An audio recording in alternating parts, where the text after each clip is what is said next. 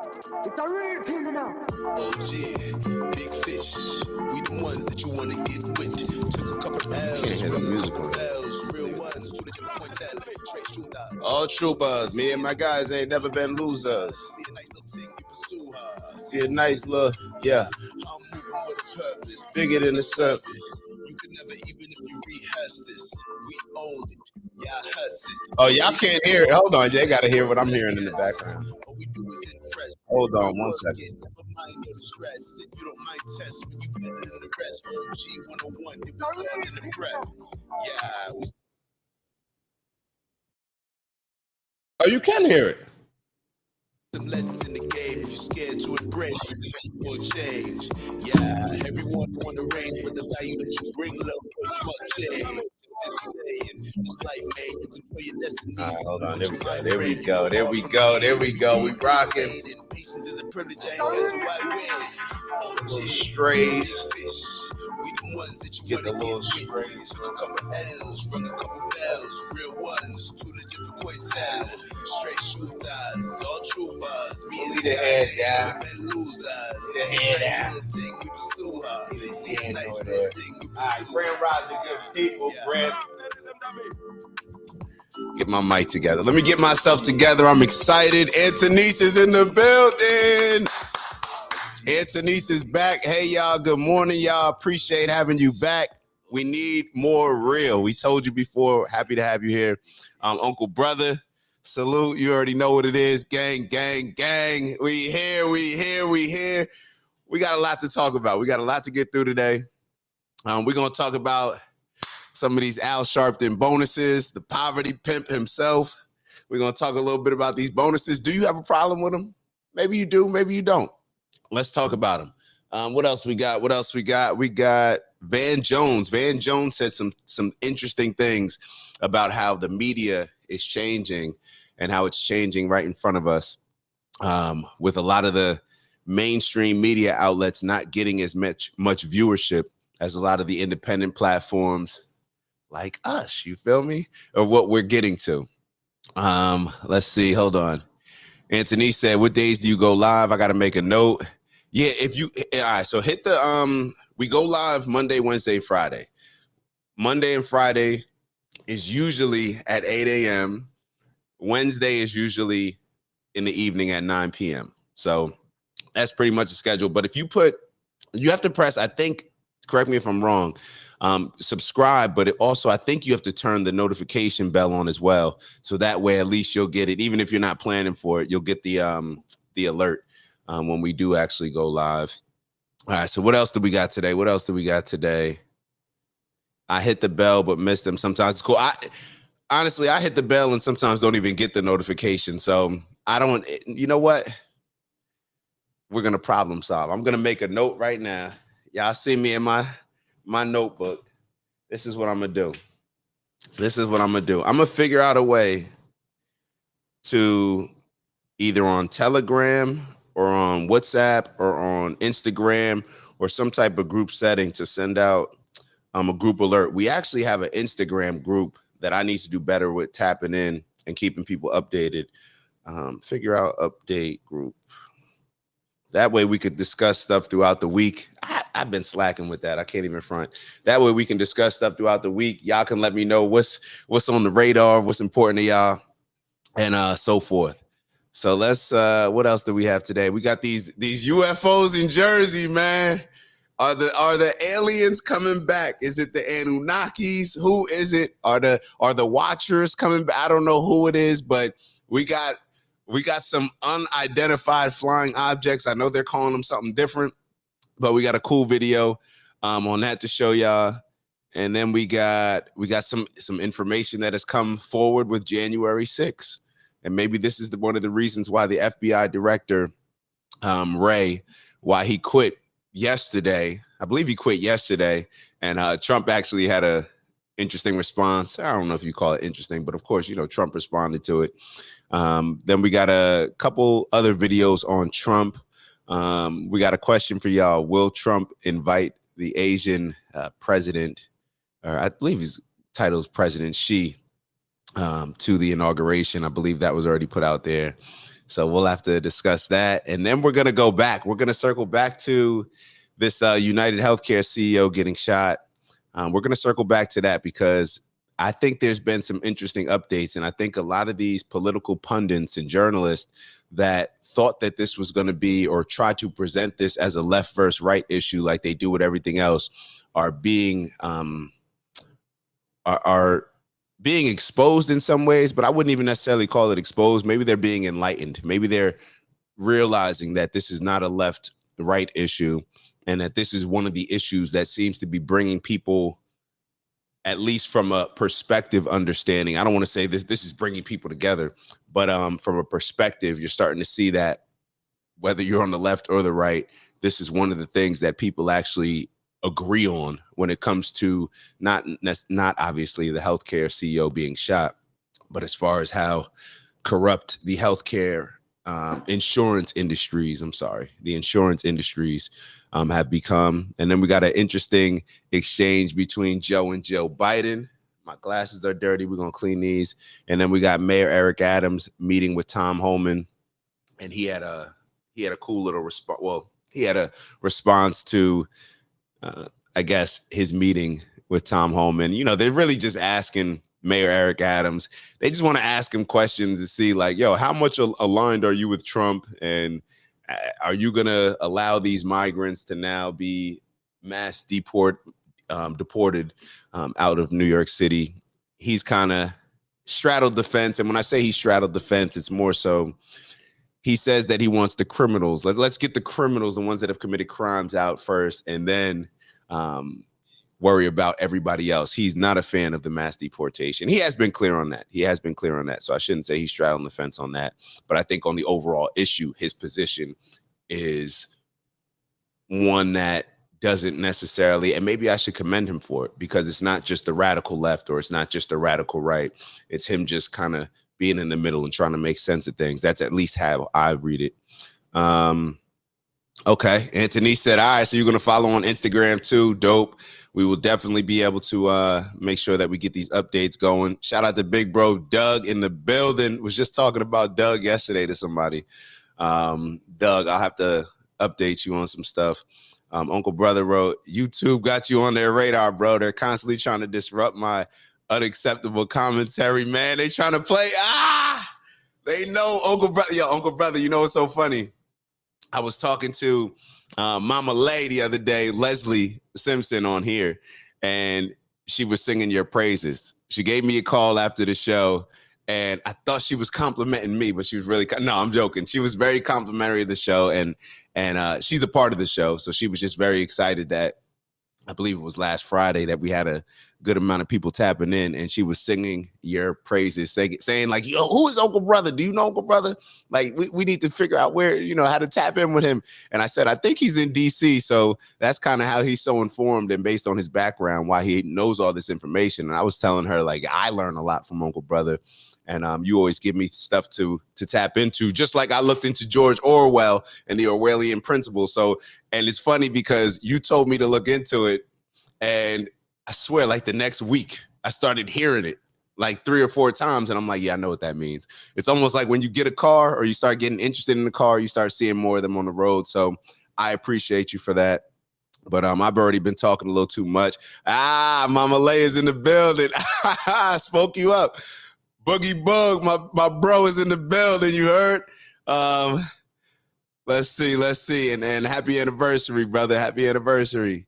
Uncle Brother, and Bug, the reason why we got to say happy anniversary for so many different things, because that's what we're realizing on this show is one of those cheat codes. We're always trying to figure out different advantages and what can put us in the best position to accomplish a lot of the things that we talk about on here, in all different areas of life. And what we notice is a lot of it comes down to just building family. So salute, brother, salute.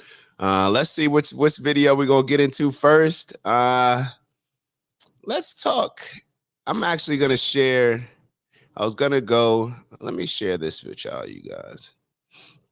I'm gonna share this video with you guys on Van Jones. Of course, now it's not pulling up. Hold on one second. Let me see if I can get it on here. All right. Let me see if I can get it shared. So this was what I was referring to with Van Jones and him making some comments on mainstream news. Who knows? Maybe Van needs to, maybe Van is realizing he need to get out of that mainstream media space so he could be the brother that he's called to be. Who knows? But let's take a look at this and get y'all thoughts. And nah, I don't like one. Yeah, y'all know where I like to be. All right, let's get y'all thoughts on this. In the Philly suburbs. And I'm telling you, we are way off. The entire political class is way off. First of all, digital is a new door knocking. Mm-hmm. You got to understand that. We were laughing our butts off at Donald Trump for suspending his door knocking campaign and letting Charlie Kirk and Elon do a bunch of stuff online. Mm-hmm. We said, these guys are idiots. These guys are stupid. Then you start knocking on these doors. You know what people come to the door with? Their phone in their hand. They're in a 24-hour digital surround sound that has nothing to do with CNN, has nothing to do with any stuff that we do.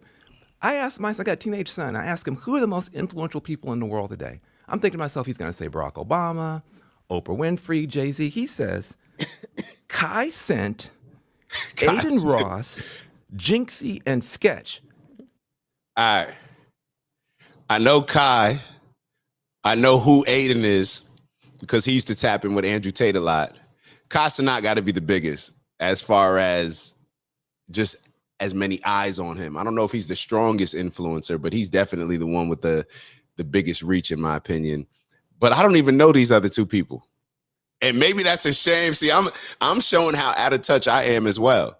But that's what is happening. And I think Van Jones noted an interesting point where Donald Trump, just like he used TikTok a lot this election, people are realizing that there is a shift that is happening. The quote unquote influencers, as soon as this internet came out and YouTube and all you have to do is set up a camera and that you can go live, everything that mainstream media does was threatened.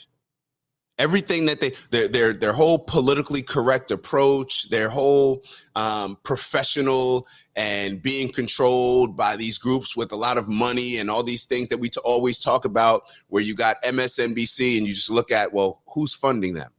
And you got Fox News and who's funding them, and CNN, who's funding them? And then you can kind of, by understanding where they're getting a lot of their dollars from, by understanding who are the advertisers that are paying for a lot of these things. When you got a lot of these big pharmaceutical companies paying advertisements for a lot of these mainstream news outlets, what do you think they're going to say on some of these things? What do you think their opinion may be on the United Healthcare CEO situation?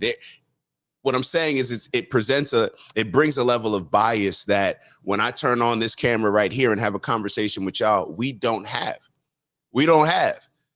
Maybe not yet. If somebody writes a big enough check, and even then that check has to come from a place that allows us to still be biased or non-biased and objective. All right. So people can relate to, and this goes back to the Cat Williams conversation. People, not only is the real being exposed in 2024, to me, it's not that the real is being exposed or that the truth is coming to light. It's that we are in a position now where we're at that point of the cycle where what we relate to is just the real. So that now, based on the real being the cool thing, being the popular thing, what people relate to, now people are realizing that now you're getting a reward for being real. Those same things that you used to be canceled for or that used to be scared to say, now there's a reward because people want that. And now the mainstream news outlets, they're trying to figure out a way to compete. People don't, and that's why their answer is to just become more radicalized and to just fear monger you into watching them and trusting them and not trusting other sources. Let's keep going with Van.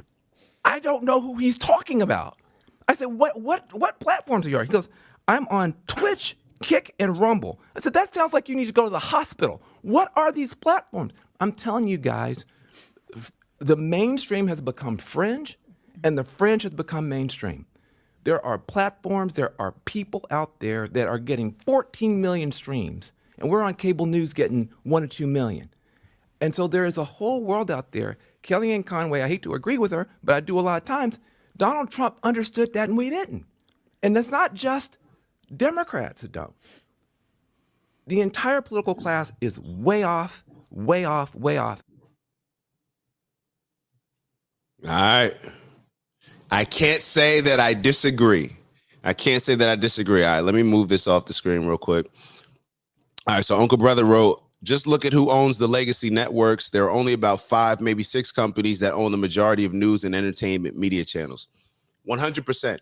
100%, Uncle Brother. And this is, and I think that more and more of us are realizing, and I just hope that our parents are realizing it. And I hope that the older generations are realizing it. It's easier for us to realize because we grew up where social media is more just acceptable. We grew up in that. So therefore we trust it more.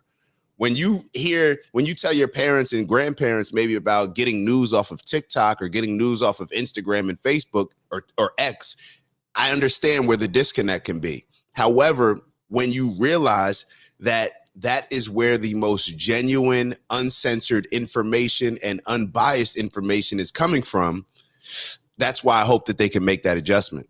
I really do. It's like anything else. Think about any other corporate space. Do you always say what's on your mind? Do you always push how you personally feel or what you personally think is right? Or do you just do what you need to do in order to make sure that your check comes every second Friday or every other Friday? It's just like any other job, right? You're not just voicing your opinion. So this is the difference. This is why this is becoming the new uncensored space that people are attracted to. And that's why it was so important for a guy like Elon Musk to do what he did and buy X. And now what do you see happening after that? Now you got Bezos, you got Mark Zuckerberg wanting to work with Donald Trump and his organization, visiting Mar-a-Lago. So here we had Mark Zuckerberg go from censoring his platforms in 2020 for medical information that was put out to us, something that obviously you should not be censoring, to now work and being sworn enemies of Elon Musk. Remember, Elon Musk and Mark Zuckerberg were supposed to have a UFC fight. Now you see a lot of these people working together and uniting under that. I don't know if it's under the MAGA banner or if it's under the Donald Trump banner or if it's under I'm just sick of the Democrats banner. Whatever it is, you see all of these groups of individuals that are coming together to kind of say, you know what? Maybe our best path forward is for us all to work together rather than working with those mainstream swamp, the establishment, whatever it is that you call it, but the traditional government space. So that's where I see that we're going in that direction. So the next thing that I wanted to talk to y'all about is actually, let me just share. It's actually an article. It's actually just an article. Hold on one second. Let me bring this down. And it's our boy Al Sharpton, man. It's our boy Al Sharpton. And I don't even know whether I need y'all opinion on this one. Hold on. Let me actually, shared the wrong screen. Hold on. I need y'all opinion on this one because I'm going back and forth on what I think about Al Sharpton pocketing all this bonus money. I believe he's pocketed $1 million in the last 7 years of bonuses, almost $1 million. So I don't know. This is if you guys remember, Al Sharpton did an interview with Kamala Harris, and it was an extremely softball interview. It's like he didn't have any pushback. And I actually think that the only reason why we weren't as upset about it is because that's just what we expect from a guy like Al Sharpton. That's just what we expect. So, but what I think is relevant with the Kamala Harris interview is when it comes out that he's been paying himself huge bonuses, a lot of times greater than, or a few times greater than his actual salary with the National Action Network, his nonprofit. So when you hear Kamala Harris donating to his nonprofit, initially it's kind of like, like maybe he has a nonprofit. She looked out, cool. We still on this show saw it as exactly what it was, a kickback. But at least it doesn't look as bad as when it comes out that how much he's paying himself in bonuses. I'm going to read a little bit from this article. According to a review, let me make sure you guys can see it on your end. All right. So you guys can follow along as well. All right, let me get back to the article. All right, so according to a review of National Action Network's tax records, Sharpton began making bonus and incentive compensation listings in 2014 and would repeatedly do so every 2 to 3 years after. In 2014, Sharpton gave himself a $64,400 bonus. In 2016, he gave himself a whopping $437,555 bonus, which was more than the $250,000 base compensation he listed that year. In 2018, he listed $159,596 as a bonus to his $324,000 base compensation. And the biggest one he listed was another $563,352 under other reportable compensation. So obviously you could see 2021 gave himself nearly 300,000, which was 80% of his compensation that year. So the man's, y'all get what I'm saying. He's hitting himself off with some nice bonuses. Should this be an issue? Should this be an issue? I really don't know. Initially, when I heard it, I was like, yo, here he go, poverty pimping again. It's just Uncle Al. Should he be able to give himself a bonus? I really don't know. I'm going to wait for at least somebody to comment in the chat. And this is one of those things where I don't really feel that I have a strong position either way. Do you, ma'am? Ma'am? Ma'am? Nah, I'm just messing with mine in the background. I don't know. I don't know. What it does show is just like anything else. And maybe this is one of those things where if we're highlighting, all right, so Uncle Brother, let me read Uncle Brother's comment. Money laundering, kickback, whatever you want to call it, doesn't really matter. They're all doing it in some form or another. That's the game. That's why they're so upset about Trump coming in. And this is exactly why I said, Uncle Brother, I don't know if I feel any particular way towards Al Sharpton compared to everybody else. Honestly, I hear this and I'm thinking like, well, yeah, this is exactly what MSNBC does. And maybe this is the reason why MSNBC, from a public standpoint, hasn't disciplined Al Sharpton, hasn't said that they gave him any punishment, reprimanded him in any way, because they know that they're doing the same thing.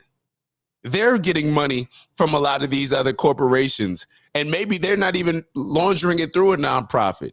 They're getting paid from Big Pharma. They're getting paid from all of these entities that we talk about when we say the powers that be, whether it's the Black Rocks, whether it's all these other organizations that we know contribute a lot of money because it's very important for them to control the things that we think, our perspective on the world, and everything else that goes into how we move in this society. That's why I think that maybe an interesting question to ask is if they ask different generations, what is the purpose of media? What is the purpose of media? And this question, a similar question, came up when we were listening to Candace Owens and Nick Cannon, where Nick Cannon was saying that the purpose of entertainment was to, from a stressful life is to allow you to relax, and then to be profitable. That was the purpose of entertainment. That has never been the purpose of entertainment. You could say it's to help people relax, but it's really to control people's minds. That's a different thing.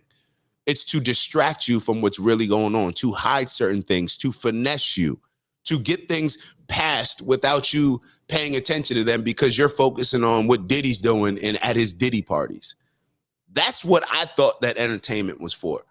No, so the question that I think would be interesting is if we ask different generations, if we ask my parents' generation, our grandparents' generation, maybe the kids younger than us, that generation, what is the point of the news?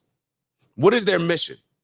And when I say the news, I guess that's a little bit, I don't know if I could say the news anymore. What is the purpose of these mainstream platforms like MSNBC, Fox, CNN, ABC, NBC? What is the point of them? And I think that the older generations would be more inclined to say that, well, the purpose is to, provide us news and to provide us information so that we understand what's going on in the world.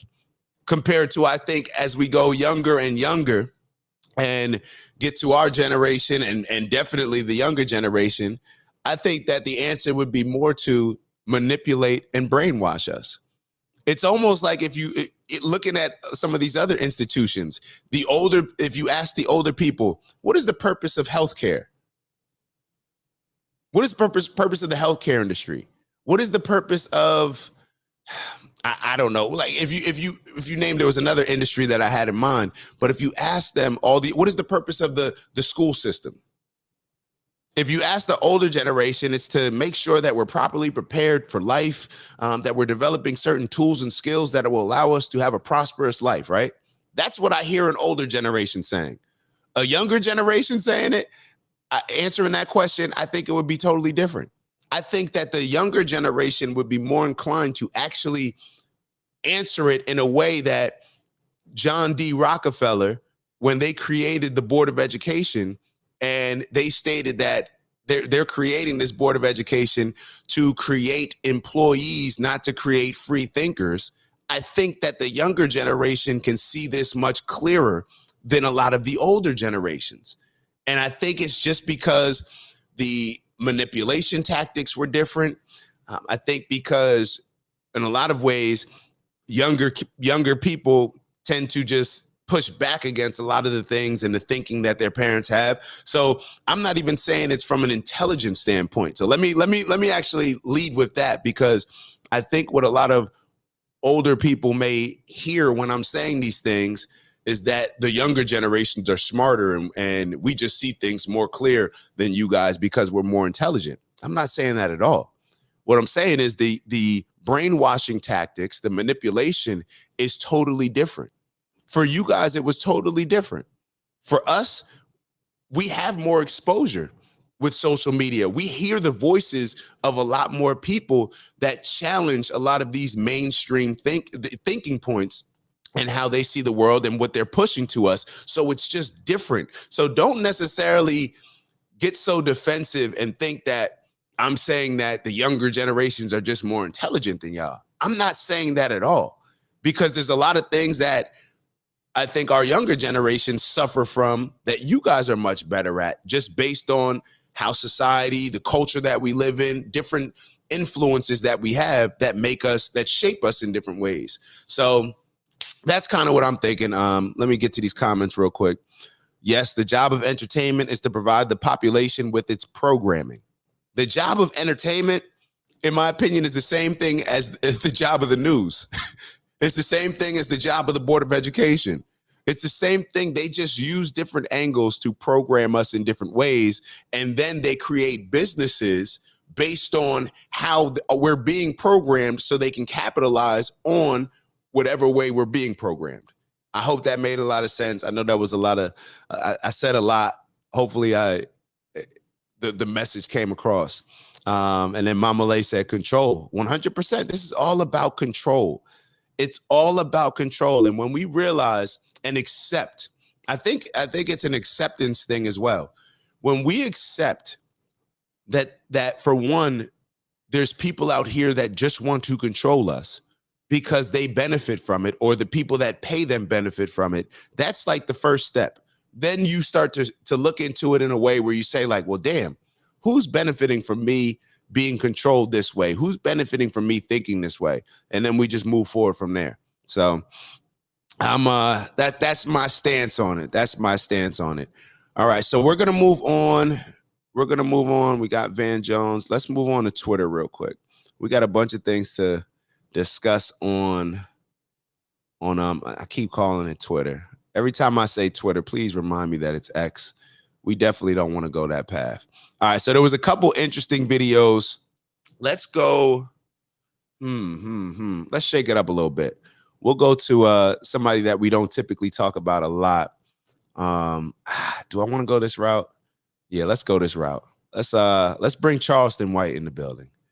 Let's bring Charleston White in the building. He made some interesting comments. I want to get y'all feedback on it.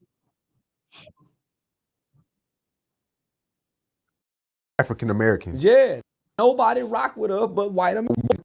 Before Mexican or Even Asian. Africans and like Nigerians say crazy shit about African Americans. Yeah, nobody rock with us but white American, homie. But what is it about us though that makes us the most? We're disrespectful. We're arrogant. Loud. We have an ethnocentric ideology belief as if we're better than everybody because we think we were the first. We think we're old. Yeah. We're entitled. Yeah. We're lazy. When you get on the job with most black people, everybody look at them and see, man, that nigga, we don't work as hard as other people. So it's obvious why they don't like us. Just look around on your job. We the loudest. We come in. If we having a bad day, we go tell them off. We ain't taking what we not gonna put up with. And we're not the brightest. We're not. We used to be at the front of the pack. I'm in the 60s and the 50s. We're not the brightest anymore. And we ain't the strongest and the toughest. Do y'all agree with anything that Charleston White is saying? And a lot of this stuff we may have to circle back on. From an intelligence standpoint, that's one of the things that when I hear it, it hits the hardest. And when I sit back and think about it, I just look at culture. When I sit back and look at how old Stokely Carmichael, Fred Hampton, Tupac, how old, and I threw Pac in there because he was so young. When you look at all that Pac accomplished at 25, it's different. When you throw Malcolm X in there, all of our leaders, all of the leaders, and I'm talking specifically in the black community, when you look at what they were doing at such a young age compared to us in our 20s, us in our 30s, when you look at the speeches that they were given, how they saw the world, the things that were important to them, the things that were prioritized, the things that they were willing to stand on, the things that were socially acceptable. It was cool to be smart back then. It was actually very cool to be smart back then. I'm not sure that has been the case over the last 30 years. I do think that we are approaching a place now where we're starting to appreciate intelligence. That sounds crazy to even say, but I do think that we're getting more to a point where we're starting to appreciate intelligence and value it and see it as cool. And what do we always talk about? Cool sets the culture. Cool sets the culture. Whatever people deem as cool, that's what people follow. Unless you're doing something that people think that's cool, it doesn't matter what your results are. It doesn't matter if you can say, hey, I accomplished all these things and you should do it too. And this is what I did. And this, I made this amount of money. Unless people see it as cool, people are not going to follow it. Let's keep going. It's like we think we are. That's why the white boys got. Look at how we dress. It used to be cool to get dressed up in a shirt and tie and throw your blazer on. I remember growing up when I used to see my dad leaving the house and I'm like, yo, it felt like I was watching Deion Sanders wearing his 49ers jersey when I was a 49ers fan. And I'm like, yo, Deion looks so tough in that jersey. And I used to see my dad walking out the house in those suits. A lot of these suits that I'm wearing right now, at least the blazers, I got a bunch in the closet. I need to get tailored. So thanks, Dad. But think about that. It used to be like, yo, I can't wait until I can throw the suit and tie on. Now it's like, athleisure. Thanks, Lululemon. Thanks, Alo, whatever it is. Now it's just moved to a space of, look at how these two gentlemen are dressed. If this was a platform during the 60s, people wouldn't be dressed like this. So casual, wearing sweatpants. None of this. People would be dressed up, looking what they would be deemed as presentable, professional, these different ways. Now, you can look at it and say, well, that shouldn't matter, how people dress. Should it? And more importantly, does it? That's the more important question. Got into UFC and started kicking ass. Us as black people, do we have any allies? Do we have a race that white people? Bro, shut the fuck up. And Uncle Brother, you bring up a great point. And shout out to Ant in the building. Actually, kind of hard to deny what the brother's saying here. The black population has successfully been derailed. And I think that's what needs to be the focus point. Charleston White has a reputation of being crazy, saying crazy, disrespectful things. But a lot of the points when he actually breaks down a lot of what's going on in society, a lot of the issues that we face, a lot of these different things, he makes a lot of sense. He makes a lot of sense, and it's seen as outrageous a lot of ways because he does say a lot of outrageous stuff. He'll say this and then a minute later say something that's just like, bro, you ain't like, that's crazy, or we'll see it as crazy because we're just not used to it. Now, he is a little wild. I can't even say a little wild. He is wild.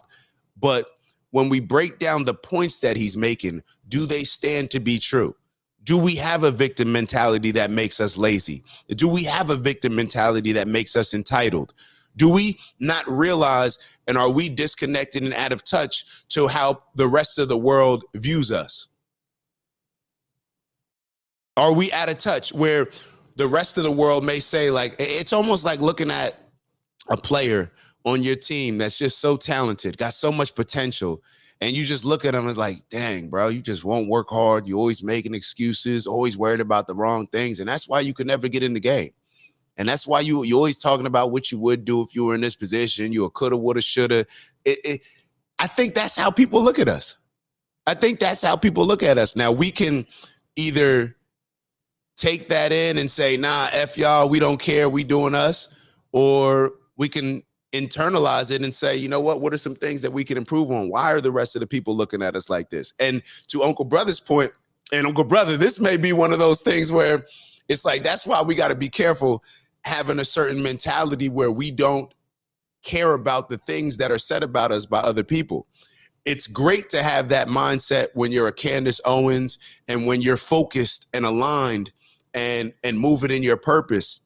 However, for a lot of us, we have this mindset of, I don't care what other people say about me.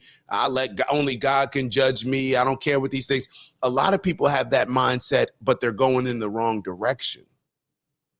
So those people, it would do them a service. Maybe you should pay attention to some of the things that are being said about you. Maybe it's not everybody else that's the problem. If everybody's telling you the same thing about yourself and why you're not successful and why you're not accomplishing the things that you need to accomplish and why you're pissing a lot of people off, perhaps. Who knows?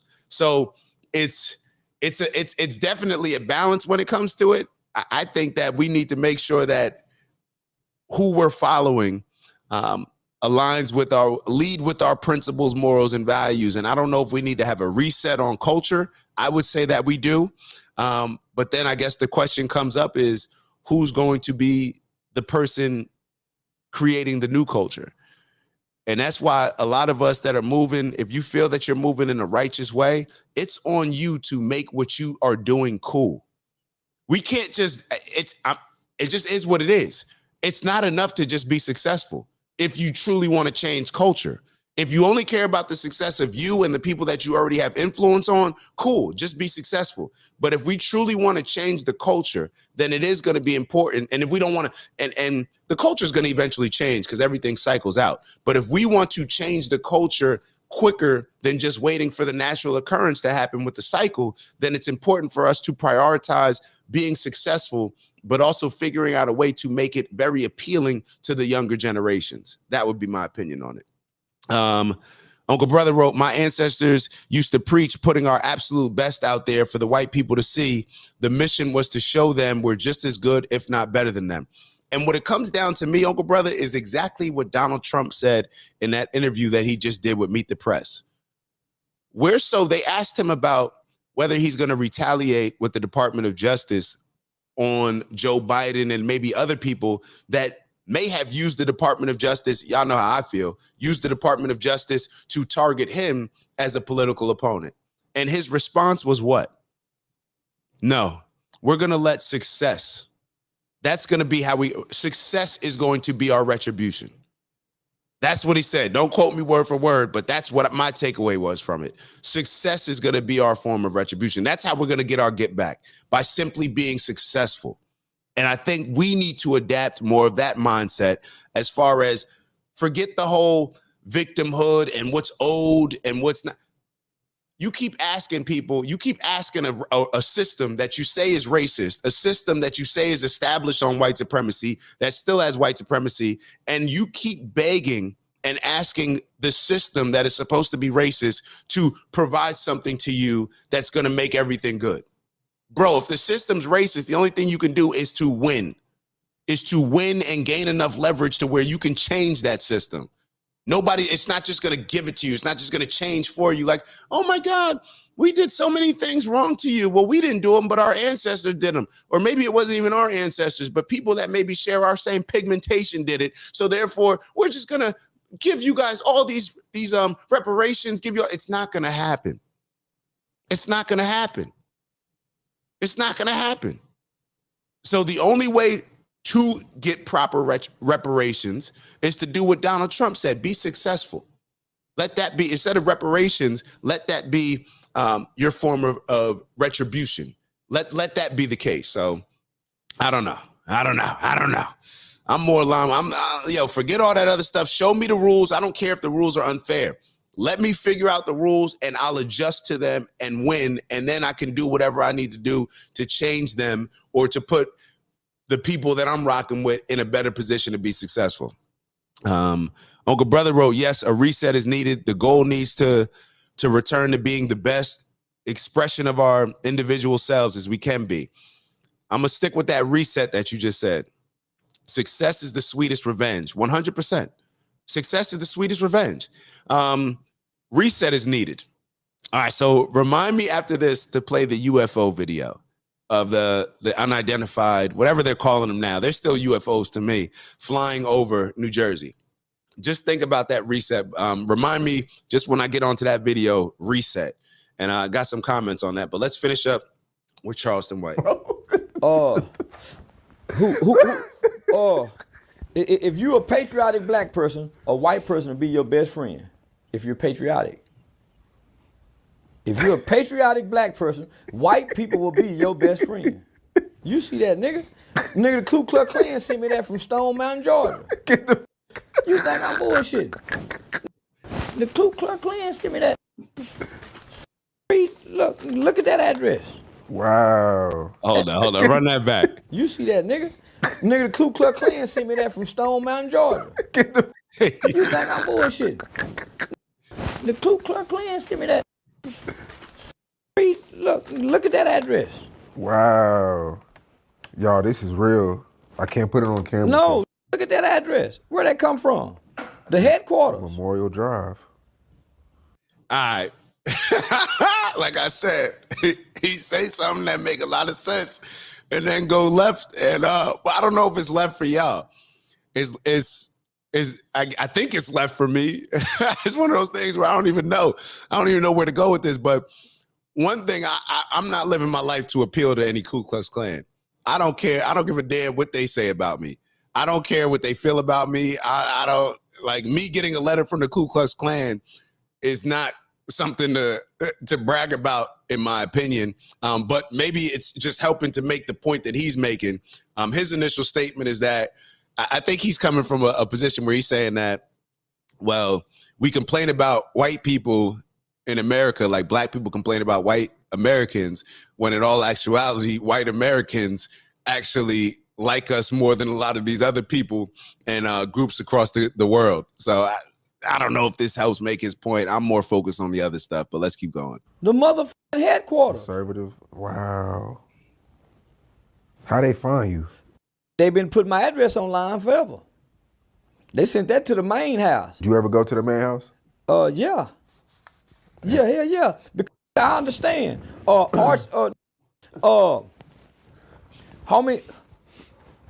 Who else teaches us how to read? No other race would teach us their language. No other ethnicity group would teach us their language. Yeah. White teachers taught us how to read and was fair to all of us for the most part, no matter what their prejudice or ideology was. So most don't know how to read if it wasn't for a white school teacher. So you think you... See, I hear this and I hear what he's saying, but it brings up different things in my mind. He just said that the white people teach us, right? White people teach us. And a lot of times we complain about the school systems. We complain about what, and matter of fact, a lot of times we don't complain about the school system, which is why it's so funny to me. That was part of the when they talked about Project 2025. getting rid of the Board of Education system, that was one of the things that was so mind-boggling to me, is why black people care. It's like, here you have a school, a education system that is not serving you. It's not working. Matter of fact, it's actually not it's serving white people more than it's serving black people in America. But black people are the one that are jumping out the window defending, no, you can't get rid of the Board of Education system. That's racist. It's like, yo, what? If anything, you're wondering why. Well, why are the white folks trying to get rid of the Board of Education system? Isn't it helping y'all? Like, if anything, it's hurting the black people.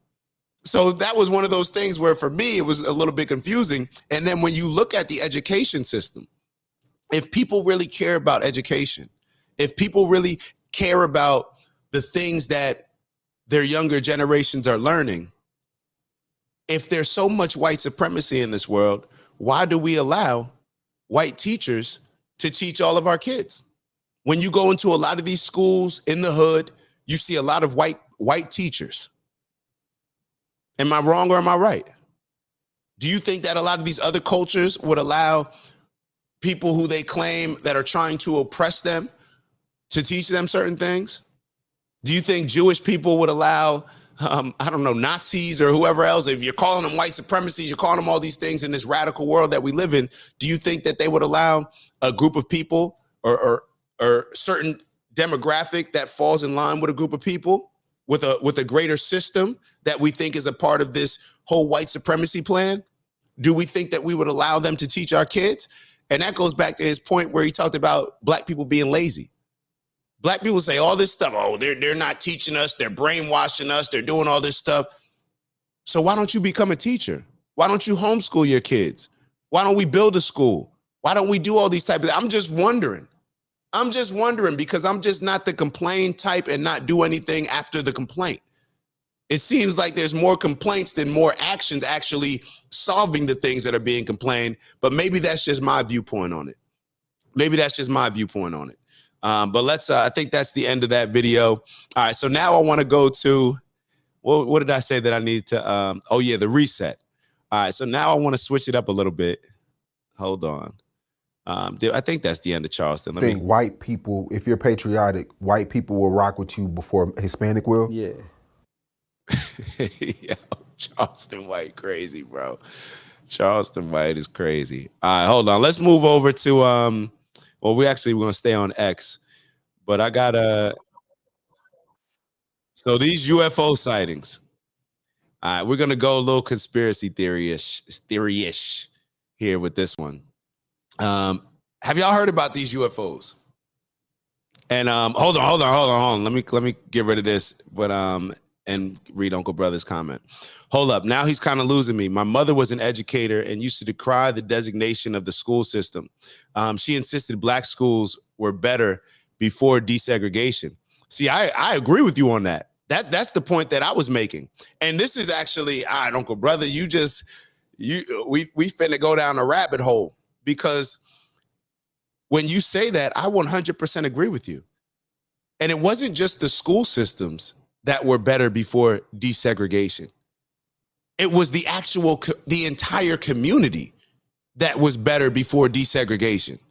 Like, and this is what a lot of us, especially if you're not willing to challenge the things that you learned growing up, I don't think that you'll ever get to this point of what we're getting ready to discuss based on Uncle Brother bringing up such a great point. Life was much better in a lot of different ways for the black community before desegregation. But because, and this is just my opinion, because the grass is always greener on the other side, because people always want what they can't have, that fear of missing out, that FOMO, we fought for segregation so much because I don't want to live in this black neighborhood. Shoot, as soon as I get some money, I'm going to go move into a white neighborhood. Maybe you have legit reasons for that.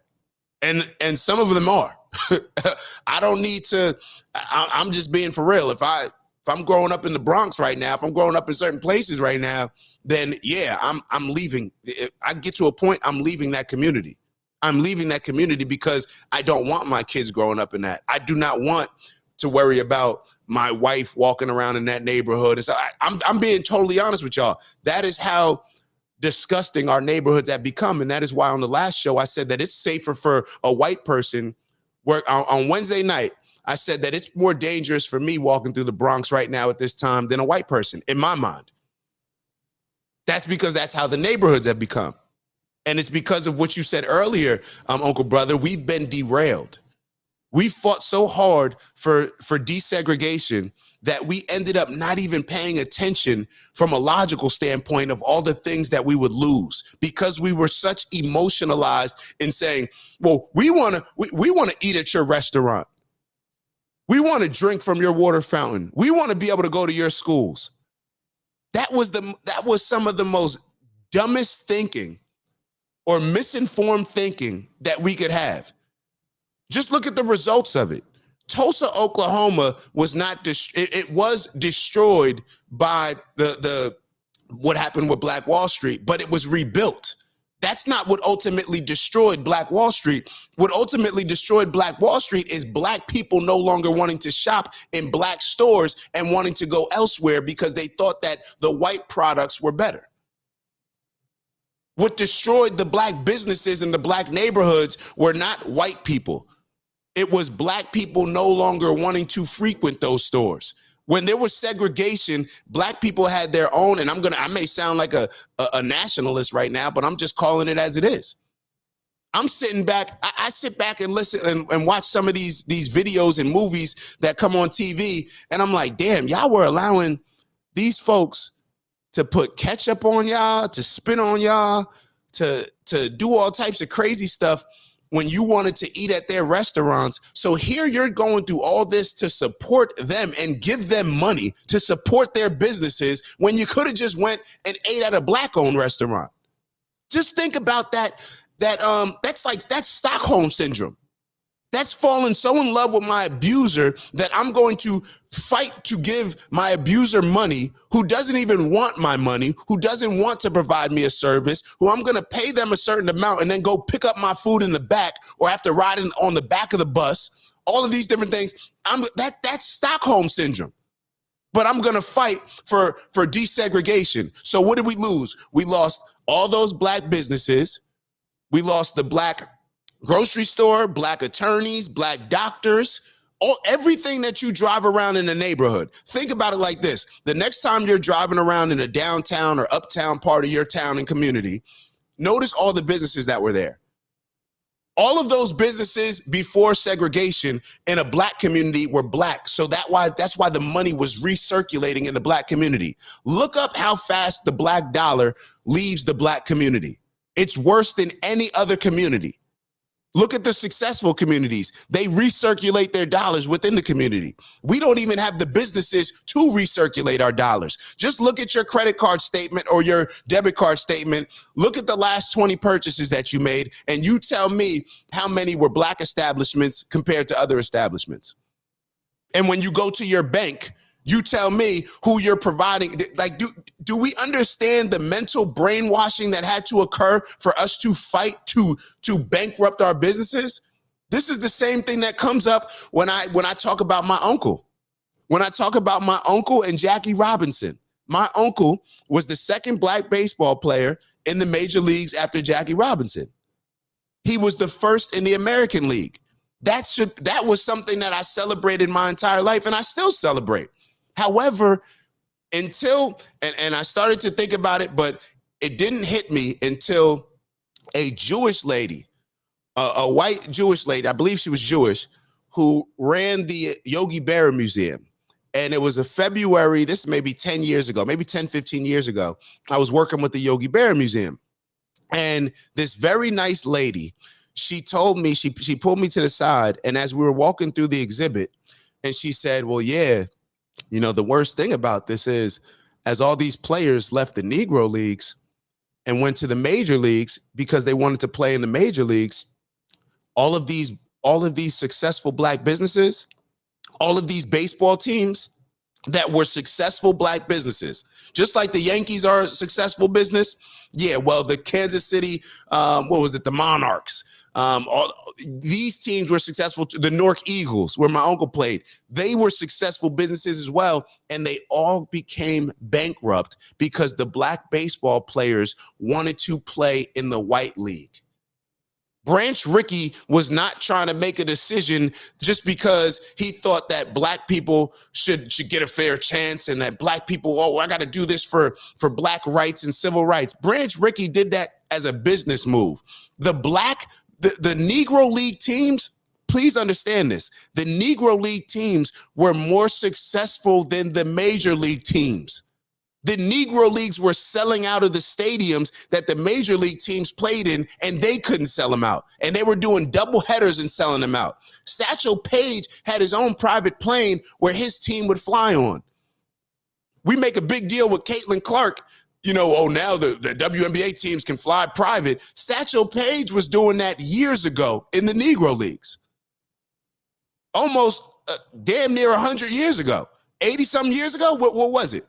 That's when he had it. So when we look at from a psychological standpoint, the impact that this mindset has had, we destroyed all of our businesses. We neglected all of our businesses. And that's what ultimately destroyed them, because we always associated things that white people had with being a higher standard of the things that we had. And that, to me, is a lot of the reason why we're in the position that we're in today. So going back to your point, Uncle Brother, I'm not sure that that's the lane that you wanted to go down, but that's what I see as happening in our country. Hold on. And Quee said, oh boy, I'm not the one to sit and complain without doing nothing. Real, bro. I'm not about to just sit and complain and not do anything. White only pause. That's what it comes down to. Y'all saw the movie Life, white only pause. If it says white only pause, can you imagine? Think about this. When you go into all these stores now, what do they have on the packaging? Women owned, black owned, right? Now that's the thing. Can you believe that we were fighting? We were fighting to buy white only pies. Like, imagine somebody trying to, do y'all understand? Have y'all ever been in sales? Have any of y'all ever been in sales? Queez, I know you've been in sales. Selling something is extremely hard. Like, selling something is hard. To sell something to somebody, it's not an easy thing. Can you imagine the mindset of a people that they're fighting to buy something from you? And this goes to the point that one of my mentors taught me. You gotta pay attention to the messages and the lessons that your mentor teaches you. Take it away. When you take something away from people, they want it more. They can't help themselves. They took away, this is a white only pie. And now black people fighting and clawing to go buy a white only pie from a white business that does not value them as even citizens or people that should have the same rights as them. Just think about that mental manipulation, that psychological warfare. Just think about that. Uncle Brother wrote, I'm with you, brother. We got brainwashed into shooting ourselves in the foot. It's just a shame.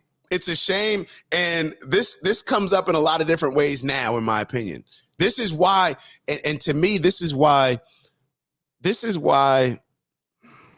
how can I say this?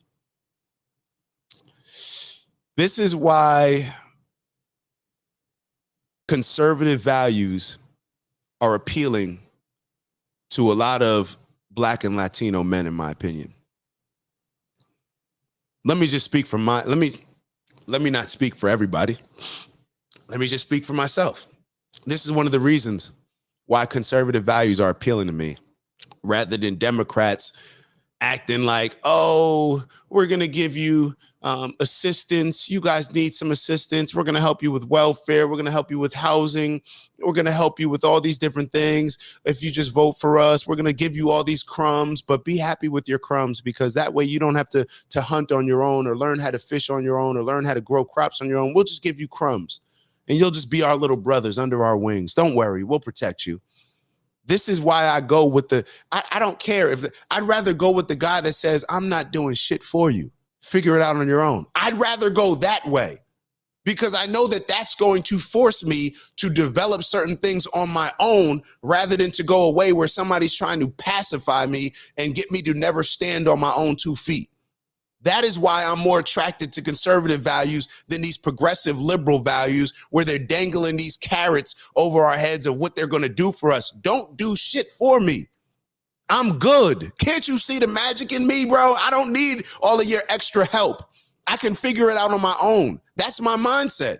That's my mindset. So, oh yeah, my dad, my dad is in the building. He wants to remind, he's reminding me to tell y'all, make sure that y'all like. It's going to help boost the algorithm. We want as many people in the building engaging in these conversations as possible. So please make sure that you like. Appreciate it, Dad. So Uncle Brother wrote, let's face it, this country would be a complete failure without the contributions of Black people. That's why whites have fought so hard to diminish our worth as a people, as a culture. All right, so let me answer. Let me respond to both parts of it. Let's face it, this country would be a complete failure without the contributions of Black people. I agree.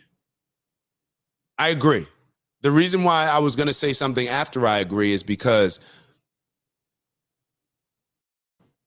I feel like the people that came over here, whether it's Christopher Columbus and all that, Christopher Columbus never came here, but whoever was coming here, see, and this is why I hesitate, Uncle Brother. This is why I hesitate, because this is what goes through my mind. When I hear you say that, initially I'm like, well, they would have just found another group of people to enslave and to contribute to the country, which is maybe what we're seeing happening with all of these illegal migrants coming in. This is why they're incentivizing all these people to come in, because they're like, these niggas is getting it's too much work. They asking for too much. Let's bring some other folk in. That's how I really see it.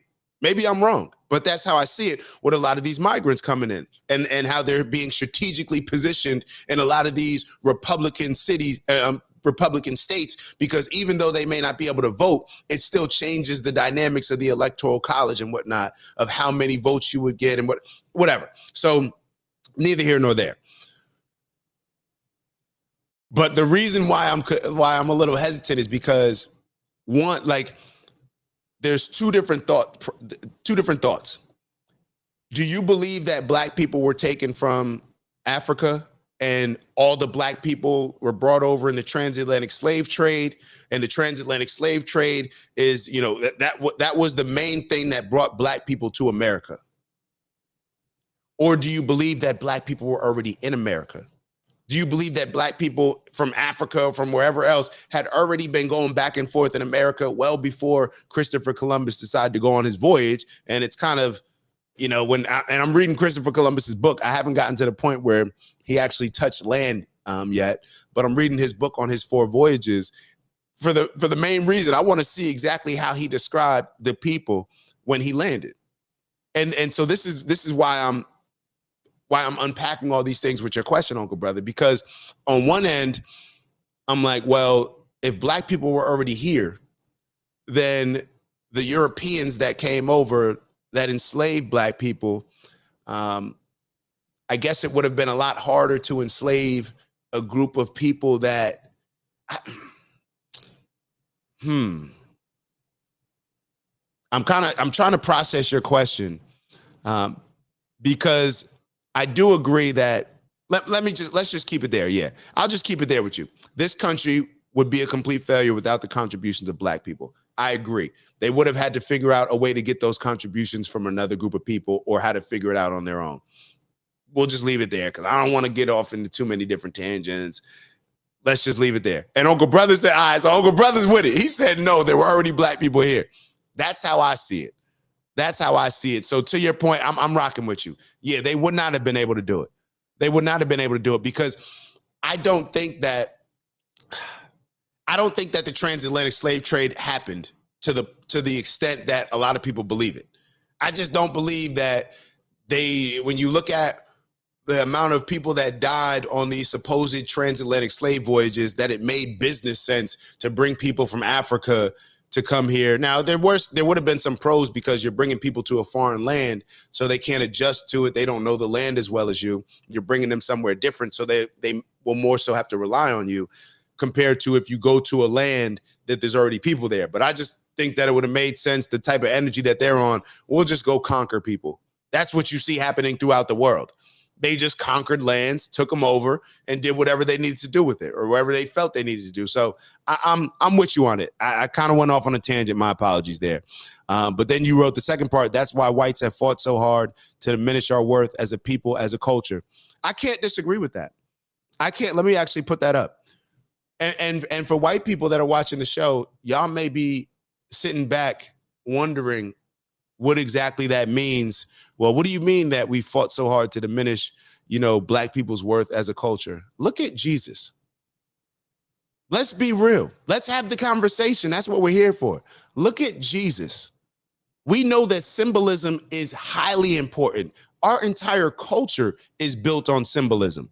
When we talk about the impact of the music industry, Hollywood, when we talk about the impact of mainstream media, a lot of that is symbolism. It's all based on symbolism.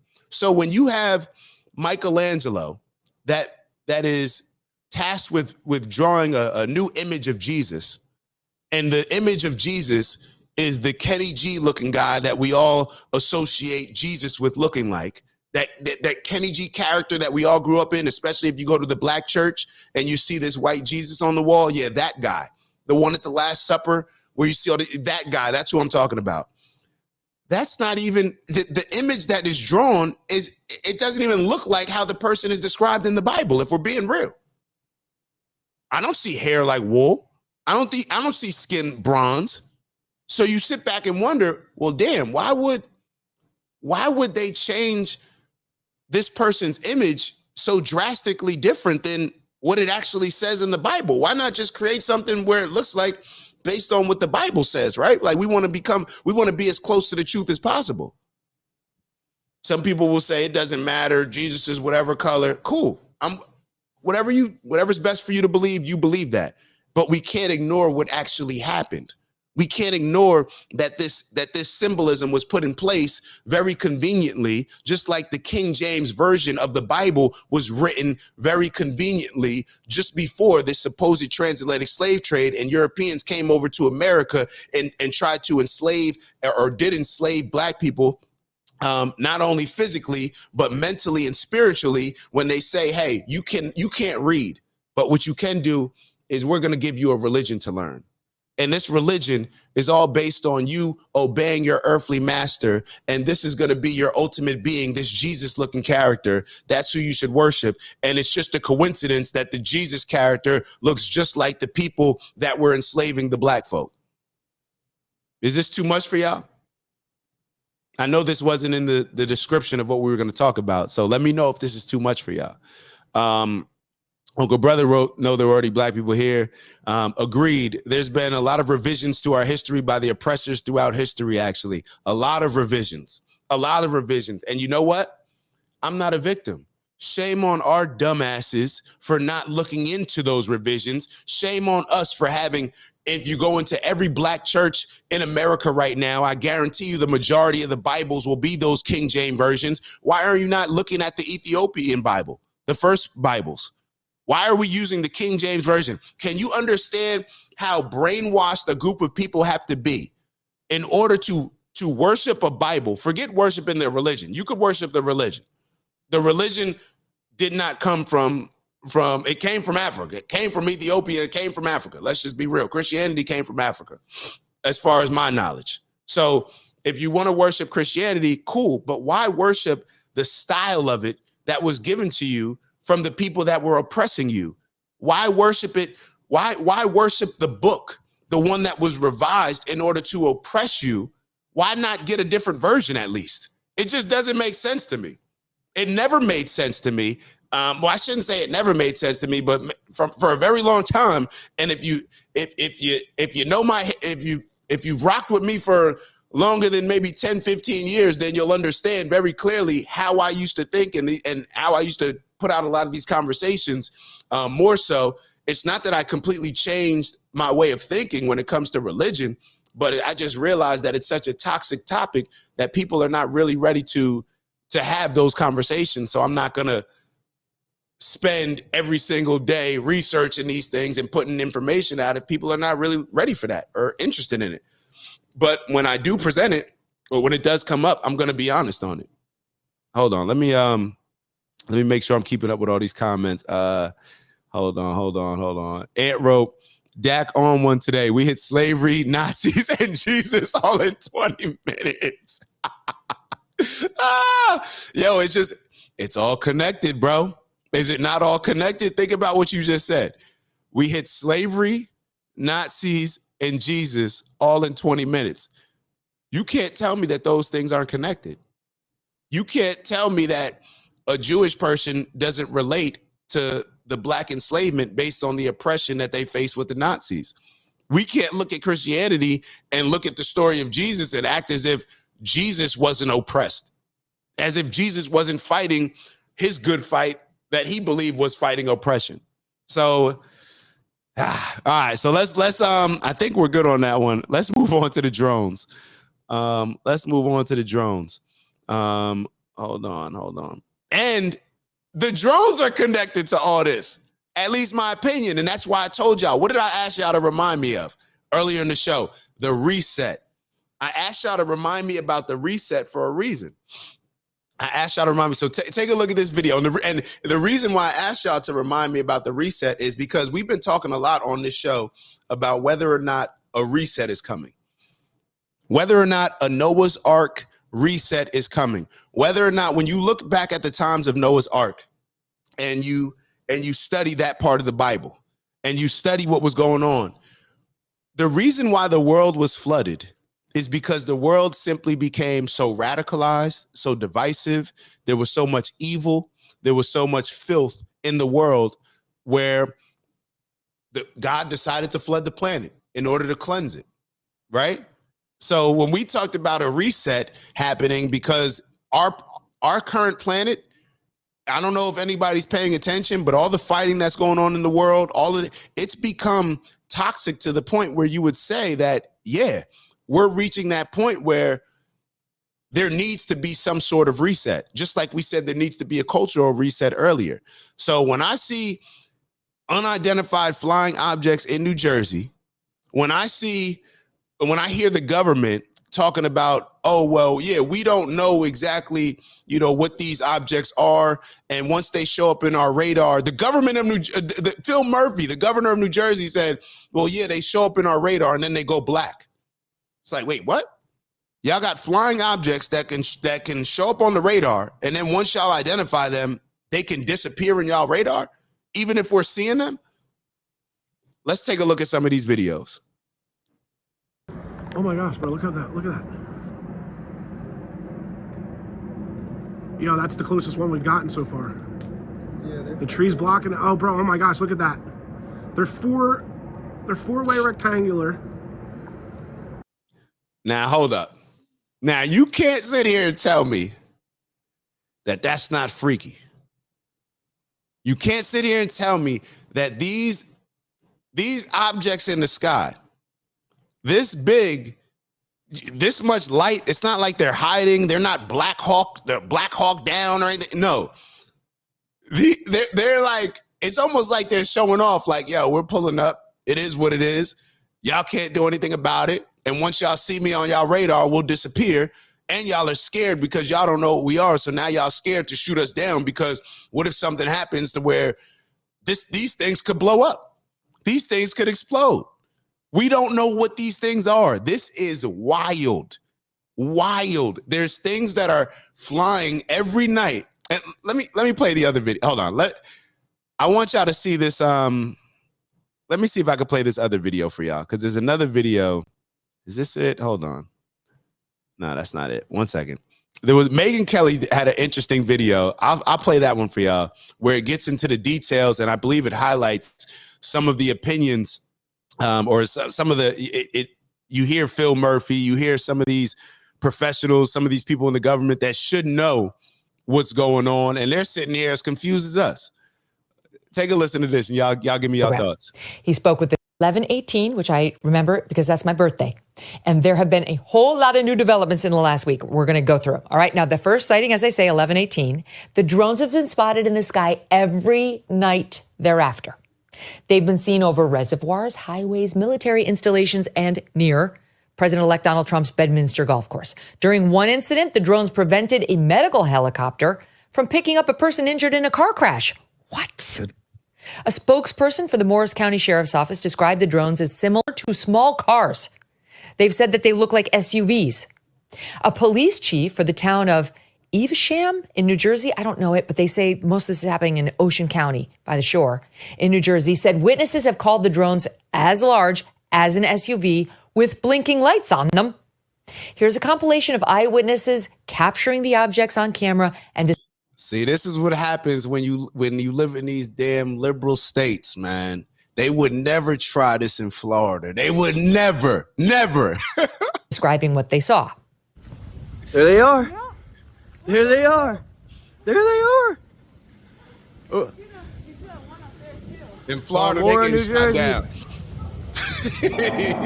Expeditiously.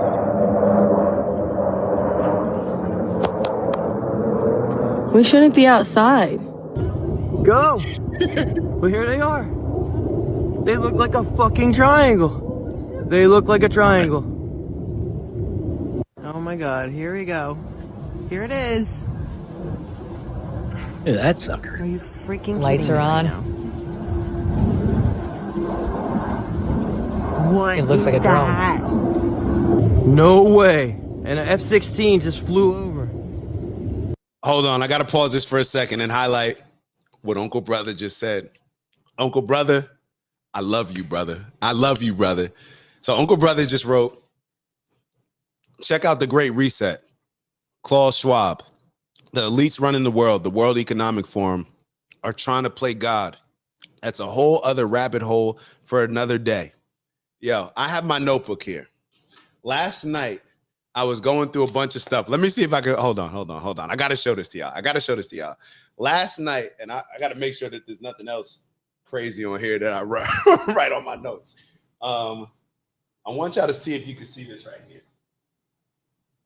Where it says right here where my finger is.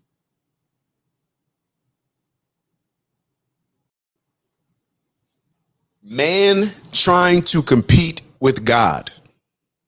Man trying to compete with God. And I don't even know what made me, this is when I was going through the show notes last night. And I don't know what made me write that note in my notebook, that this is man trying to compete with God. When you look at a lot of these organizations, when you look at a lot of the things that are going on in the world, I think I was listening to some wild interview where they were trying to create this pregnancy, a virgin birth. They were trying to create this virgin birth. A lot of these things, a lot of the things, whether it's big pharma, whether it's a lot of the other things that happen in our world, it's man trying to show our superiority over God, in my opinion. That is why health, when it comes to health, and when it comes to a lot of these things, mental health especially, that's why, oh man, should I get into this? I'm just going to say two things. That is why it's prioritized for you to take pills from big pharma rather than to go outside and get the sun, the vitamin D rays from the sun. That's why it's encouraged to take this pill instead of to go into your supermarket and go get different vegetables, different fruits. That's why it's encouraged to take this big pharma instead of taking herbs that comes from the earth that God gave us. We are living in a world that constantly deals with man's ego, trying to show out that man is greater than God. And this is what I'm seeing in a lot of different scenarios. So let me get y'all comments, and then I promise we'll go right back to Megyn Kelly's video. So Ant wrote, man has always tried to compete with God, Tower of Babel. I got to look into that. I'm not familiar with Tower of Babel, but y'all know I will look into it. They were spotted in North Carolina as well. All right, that doesn't make any sense. If I was an alien, I understand pulling up to Jersey. You feel me? I understand pulling up to Jersey. We're different too. We're aliens too. You feel me? But the North Carolina, I don't know. And Mark wrote, shout out to Mark in the building. Mark, we miss you, baby. It's good to see you. George Soros is on camera saying he has always thought of himself as a god. There's a lot of stuff with George Soros, Mark, that it's almost too much for me to recall. But for a while, Candace Owens was doing, I know she was calling out a lot of the stuff with George Soros, and this was around the Black Lives Matter. And when you look at some of the things that George Soros has said and what his goals are to play God and a lot of these other things, that is why when I asked y'all to look at the 1916 Project with Margaret Sanger, if you look at a lot of these people, a lot of these organizations, whether it's Planned Parenthood that we give all this credit to, that we celebrate, whether it's George Soros, when all the money that he gives to all these organizations when we were celebrating Black Lives Matter, look at what the people think who started these organizations or who fund these organizations. Why is it never brought up the type of minds that we'll look up Diddy, or we'll look up Harvey Weinstein and all the stuff that he's done and all this other type of stuff. We'll look at that, right? And now we'll go back and say, well, Oprah was working with Harvey Weinstein. Well, why don't we ever look back at the people like George Soros, the people that fund a lot of these super PACs that go to the government, the big money behind big pharmaceuticals and all these large wealth management groups, the Rockefellers, all these. Why do we not look into all these things? That would be my question. Ann wrote, I don't think it's aliens. They carry FAA travel lights, green on red. I'm sorry, hold on. Green on red on the correct wings to indicate flight direction. So it may not be aliens. I don't know who it is, but I know that I think that even with, I don't know whether sometimes when it comes to like spirituality and like when I talk about like Noah's Ark and the reset, I wonder at what point are y'all going to be like, oh, nah, he's bugging. Like, I don't know what he's talking about. But a lot of times I think that when we talk about the cycle and us needing to have a reset, at a certain point in time, well, let me break it down. Do y'all think that we're connected to nature? Do you believe that as human beings, we are connected to nature? If you do believe that as human beings, we are connected to nature, which I do believe, because that is why a lot of the things in nature are designed to heal us, are designed for us to flourish off of. Before we had all of this advanced technology, all we had was nature to rely on. And we still rely on nature. We still, whether it's fishing for an animal, whether it's growing a crop, those grown crops from nature with as little influence and from man, like don't spray my vegetables with pesticides. Don't give me all this man-made stuff. Don't give me all this GMO, genetically modified stuff, food. The natural stuff is still the better stuff, right? So, all right. So if you do believe that humans are connected to nature, then I would assume that you would believe that nature has a connection with humans, right? So when you look at what happened with Noah's Ark, I don't think it needed to be God saying, you know what, sitting up in the clouds and saying, we're going to flood this. I'm going to flood the planet. I do not necessarily think that it was God sitting up there saying, this is the time we're flooding it. Maybe that was the case. According to the Bible, maybe it was closer to that, but I'm just telling you based on what I think. I think that because when things become so toxic with humans, I think in a lot of ways our environment and nature shows it. No different than when you hear about when tornadoes are coming, animals can sense them. I think that nature can sense what's going on with us a lot of ways as well. So I think that when things become so toxic, so evil, so much filth in the world, and there needs to be a reset, I think naturally there will be an occurrence that happens. So whether it's the people that are deciding that, whether, things get so, and it's just energy, right? It's like things may get so crazy to the point where one day people say, you know what, we're going to have a purge. That's all different energy connections. And I know I'm going, it's hard to explain these things and connect them to the things that we're talking about. But long story short, I just think that we are directly connected to nature. So when we hear about all this global warming and all these crazy things happening with nature that don't typically happen, maybe we should look at ourselves and how crazy the actions that we've been in our involvement with each other and the hatred that we have and the toxicity and the radicalized thoughts that we have. Maybe that's playing a role as well. Or maybe it's all just coincidence. I don't know. I'm just giving y'all thoughts. I'm just letting y'all, coming to my mind, and I'm just sharing some of the thoughts that go on in my mind. Mama Lay wrote, the drones are another on-purpose distraction to create fear to slow down the awakening. They know what they're doing. Wow, okay. That's actually a good point. I didn't even look at it like that. I didn't look at it like that as another distraction. Absolutely, we are connected to nature. We are nature. I like what Uncle Brother said. We are nature. So if we are nature, if we truly are nature, then the things that we do, just like when we pollute the world, it impacts nature. The things that we do with our energy, the things how we feel about each other, that has to impact nature as well, because we are nature. Mark wrote, I agree with Anthony. I think it's government, like always, keep the public arguing and confused as to what's going on. Okay. Aliens are in the ocean, we looking up, and they are below us. LOL. Aliens in the ocean, we're looking up, and they are below us. Wow. Okay. Wow. Because when you think about it, Queez, that makes a lot of sense, because they always say that the ocean is not explored at all. Like, the ocean is one area that has not been explored. We have not properly explored anything close to the majority of the ocean. I guess we don't have that capability. I don't know. Or maybe we had, maybe a few of us, maybe we just saw some things down there that we weren't supposed to see. And some folks said, yeah, don't come back over here. Don't come back down here no more. Like, we gave y'all a pass. Don't come back down here anymore. Who knows what it is? Hold on. Did I skip a comment? Hold on. All right. So Ant wrote in Genesis chapter 11, verse 1-9. See, I didn't know I was going to be able to pronounce it like that. You feel me? In Genesis chapter 11, verse 1-9, human pride drives the building of a tower to reach heaven, but God humbles them by confusing their language and scattering them.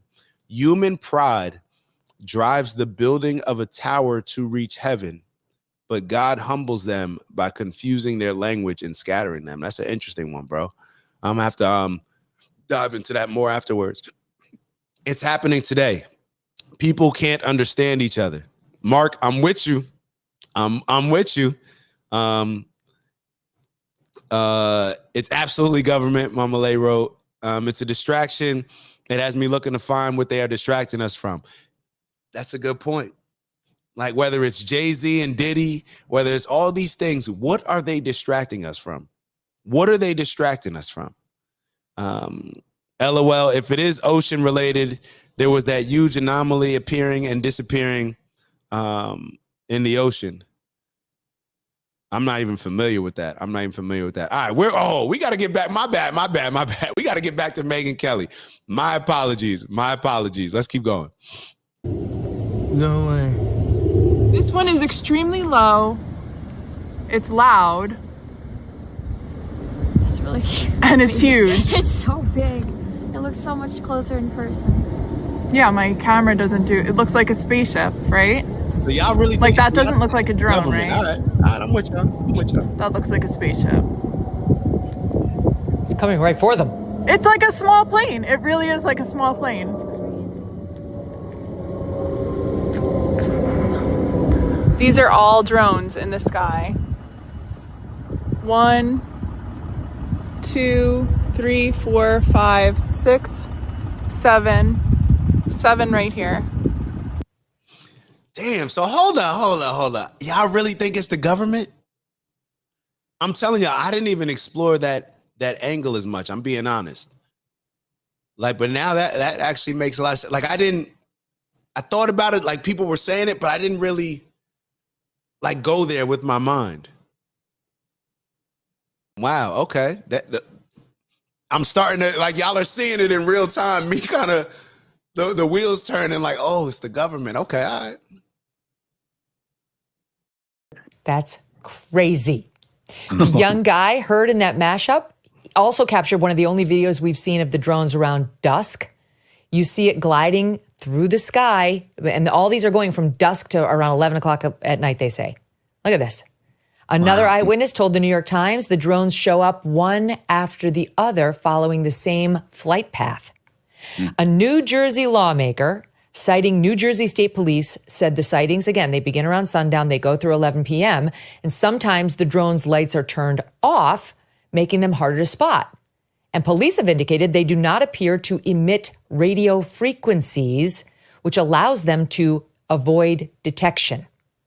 They don't know where they take off from or land. They do believe they're coming from the water, at least according to some of the officials. They say that they're not drones being flown by hobbyists or related to DHS. This is what they're saying. They don't believe they're hobbyists, and they don't believe it's coming from DHS.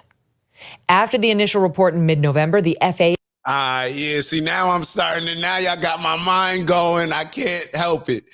All right, so this is what I looked at. So I don't know how I went down this rabbit hole a couple days ago, maybe it was yesterday, where, all right, so this is going, all right, so I saw a video and they were describing, I promise y'all, this will be 30 seconds, I promise y'all. They were describing what happened with FBG Duck. All right, so there's some Chicago rappers, don't worry about the names, but there was a group of people that assassinated a Chicago rapper, and they were able to use different cameras, like a bunch of different cameras, to track the car that allegedly made the hit, or that did make the hit, whatever legal, I need to make sure, allegedly. They tracked the car from a particular set of buildings all the way to downtown Chicago where the assassination happened. So I'm sitting here like, hold up, they had all these different cameras, whether it's, I think overseas, they call it the CCTV or whatever. They had all these different cameras. And now I'm sitting here thinking, because y'all got this government in my mind, now I'm sitting here wondering like, hold up, how can they not find any information on this? This is why I need y'all. FAA banned drones from flying over a military base in Morris County and over Trump's Bedminster. State leaders told constituents the drones do not pose any threat to the public. No threat whatsoever. They don't know what the hell they are, but don't panic. How are we not supposed to panic or worry if you have no freaking clue what they are? And we had at least one lawmaker come out and say exactly that. On Tuesday, the governor of New Jersey, Phil Murphy, came out and talked to reporters. Again, he said, don't panic. There's nothing to panic over. But he also admitted that he spent all day on the phone with the White House trying to get answers, and listen to how he described them. I was on with the White House and Homeland Security leadership literally at the very top yesterday for pretty much all day. I'm hoping we'll get answers sooner than later. I would just ask folks to continue to let the FBI or their local law enforcement know when they see something, and we'll continue to do everything we can with our federal partners to get clearer answers. Why is it so hard to get answers?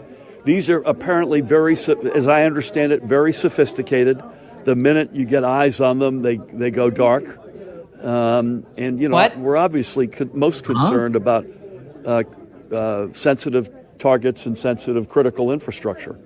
I think somebody just wrote it in the chat, but one of the things that even as I was listening, because I saw this clip yesterday, when I was listening to it yesterday, I was thinking like, why would they, like, why would he say that? Like, why would, I don't know. Like, I kind of go back and forth on it. I mean, maybe he's just lying, or I just was really wondering, like, why would he say that? Like, what are the people now gonna think? It's almost like, bro, I guess part of me says like, yo, go in the room and figure out what the answer is and then come back out with a better answer. Like that, rather than just giving me these, we don't know what it is. It disappears, it does magic. It's better than, more advanced than all the things that we have, even though we're supposed to be the most advanced. It's like, yo, how are people supposed to feel anything but fear? And maybe this goes back to exactly what y'all are saying. The fear campaign. Nothing distracts us more than some fear, right? So we've got military assets, we've got utility assets, we've got the president-elect's one of his homes here. This is something we're taking deadly seriously. We've gotten good cooperation out of the feds, but we need more, and that was my plea. But no answers. And don't panic. After the governor's remarks, Republican State Senator John Bramnick called on the governor to declare a limited state of emergency and ban all drones until someone explains what the hell's going on here. But so far, that has not happened. New Jersey State Senator Douglas Steinhardt then went on Fox News and in an interview said that the objects are indeed coming from offshore. The best information that we have available to us to this point suggests that these drones are coming from offshore, that when we try to make contact with them, they become evasive and elusive. From my perspective, if they are American assets, if they're American military, if they're American drones, and I think we owe the American people answers or explanations, but if they're not American made, if they're not American drones, then I think, we owe the American people action. And if no one else is saying, I'll be the first one to say it, if these are not American assets, then we need to get our assets into the air and blow one of these things out of the sky, pick up the pieces and figure out what we're dealing with. Because quite frankly, we're the United States of America. I mean, I think we need to do a better job here. Shy, what up? Douglas Steinhardt, right on. Stand by, there's more. Also on Tuesday, the chairman of the House Homeland Security Committee questioned the FBI Assistant Director of Critical Incident Response about whether the public is at risk here. That director, Robert Wheeler, admitted, we have no idea. We do not attribute that to an individual or a group yet. We're investigating, but I don't have an answer of who's responsible for that, of one or more people that are responsible for those drone flights. It is concerning. Is the public at risk? Is public safety at risk? Are we concerned that there are nefarious intentions that could cause either national security or a public safety incident that would put Americans at risk? There's nothing that is known that would lead me to say that, but we just don't know, and that's the concerning part. Yeah, there is something that's known. Hundreds of drones are flying over New Jersey the size of SUVs, and they go dark when you get eyes on them, and they won't interact with us. There's something. That's when people just don't want to, they know that, I don't know if they're under oath, but they know that the world may see it, the country may see it, so he's probably sitting here saying, like, he doesn't know whether he should. When I hear him talk, it's like, I feel like he really wants to say, like, yo, we don't know what the F is going on. Like, yeah, you should be scared. We're scared too. We just told y'all we don't know what it is. Like, that's what I feel like he wants to say, unless he does know that there is some sort of government involvement. So, who knows? I guess this is why it makes it such a great distraction to all y'all points. Yeah. So then yesterday, the story really took a turn when Republican Congressman Jeff Van Drew of New Jersey went on Fox News and claimed that sources told him this is Iran. Watch. Iran launched a mothership probably about a month ago that contains these drones. What? That mothership is off. I'm going to tell you the deal. It's off the east coast of the United States of America. And again, these are from high sources. I don't say this lightly. Know that Iran made a deal with China to purchase drones, motherships, and technology in order to go forward. The sources I have are good. They can't reveal who they are because they are speaking to me in confidentiality. These drones should be shot down. The military is on alert with this. It's Iran? And only Jeff Van Drew will tell us the truth. There's a mothership in the Atlantic, well, right off the coast of New Jersey. What? Okay, but hold your horses, because not long after his remarks, a spokesman for the Pentagon came out and shat all over his claims. There is not any truth to that. There is no Iranian ship off the coast of the United States, and there's no so-called mothership launching drones towards the United States. I don't know. You never know. What's happening? Okay, so far, New Jersey Assemblywoman Dawn Fantasia has given the best wrap-up of where things stand. She tweeted a long thread on X yesterday after meeting with New Jersey State Police. Bottom line, she writes, we know nothing, period. She then went on to admit, quote, to state that there is no known or credible threat is incredibly misleading. She said the state is shackled with what it's able to do. Any interception must be done by the feds. She admitted at this point military intervention is the only path forward and said there will be no answers in the absence of proactivity. New Jersey State Representative Brian Bergen told News Nation's Rich McHugh that he actually walked out of the briefing fed up with the lack of information. I walked out because it was worthless. It was the biggest amateur hour presentation I've ever seen about anything. What is going on? It was ridiculous. There were no answers. Every question that was asked by a member of the state legislature, great questions, no answers, no resolution. They don't know where the drones are coming from. They don't know who's doing it. They don't know why they're doing it, but they say there's no credible threat. The colonel of state police said that he had a helicopter of his flying over above one of these drones, a 6-foot drone or something. I can't remember exactly what he said. And he felt unsafe for his helicopter, so he just let it go. Just let it go. Where'd it go? Who knows? Didn't want to follow it because you didn't feel safe. Is that not the most ridiculous thing you've ever heard? They're saying no threat, but how the hell do they know? They don't know anything. They don't know what it is. They don't know where it come from. They don't know nothing. Oh, they don't know nothing. Funny. And are we sure they're drones, by the way, and not alien spaceships? I mean, could Rosie O'Donnell for once be right? John Greenwald Jr. has been studying UFOs and UAPs for decades. We actually interviewed him on this program back in 2021, episode 116, if you want to check it out. And he said these drones are not alien. He wrote on X, an intelligent civilization won't travel light years just to check out New Jersey. He said, aliens are not going to show up and resemble drone swarms. And this guy does know what he's talking about. He's filed over 10,000 public information requests to the government trying to figure out what's out. All right, so we're gonna finish up with that one.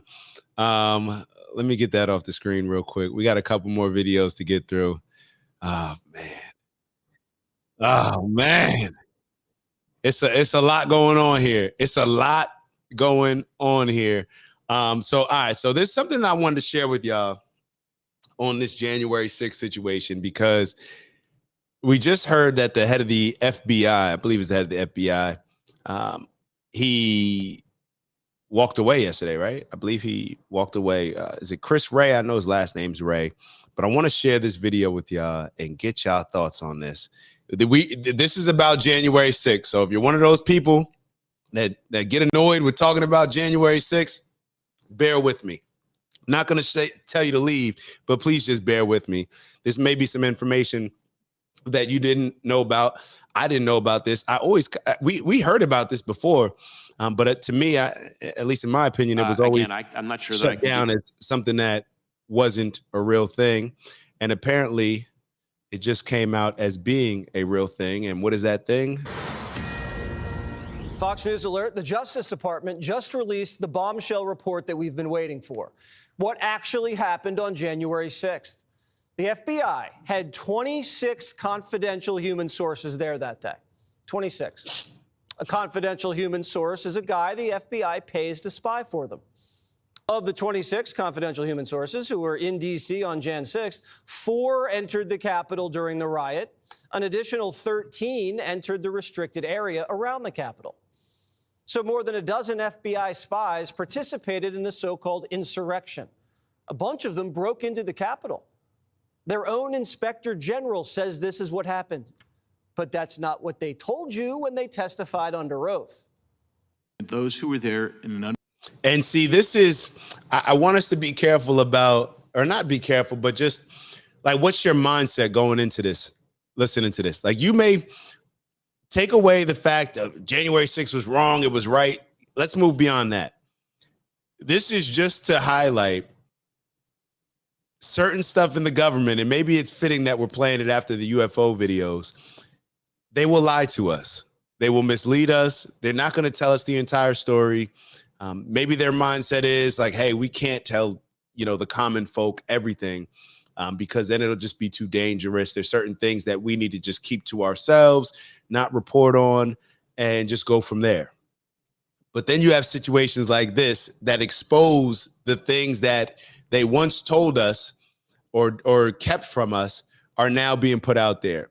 So I don't know if this is going to be the situation if Trump decides to uncover some of these 9/11 files or uncover some of the JFK documents. I don't know.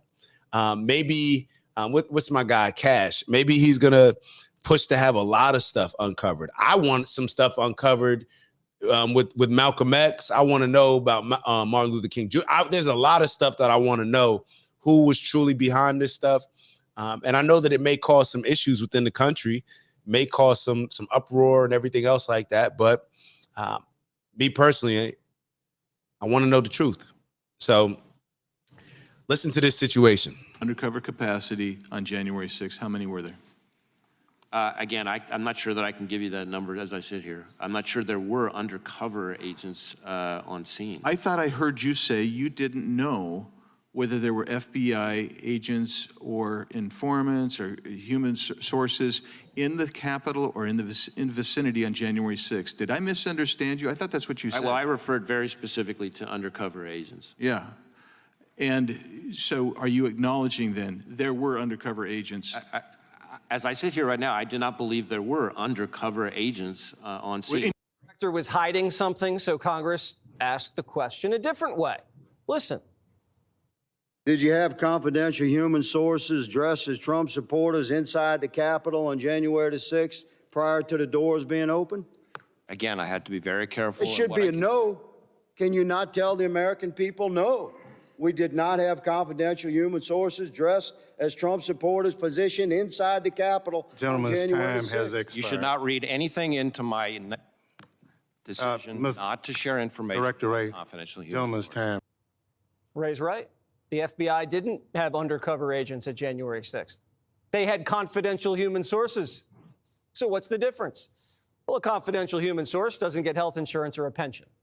They're just freelancing for the feds. Rats in MAGA hats. They're basically paid informants that the FBI runs out of headquarters. A lot of these FBI rats.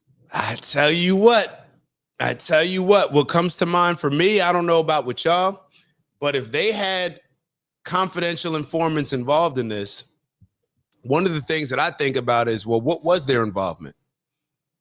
Were they instigating certain things? Were they going along with it? Why were they never charged? What's the story behind all this? I need to know. I want to know. Because I don't know. There's not enough information out there for me to kind of have a strong opinion one way or another. But as I'm processing it, I do have a whole lot of questions. I have a lot of questions with this.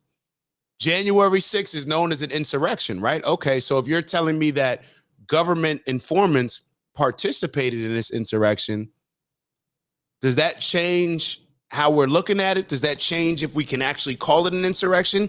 Does that change? Should those people that were involved undercover, that were involved in the insurrection, be exposed? Should they be identified?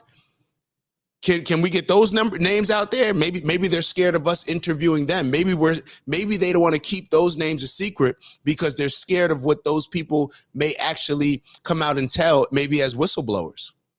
I don't know.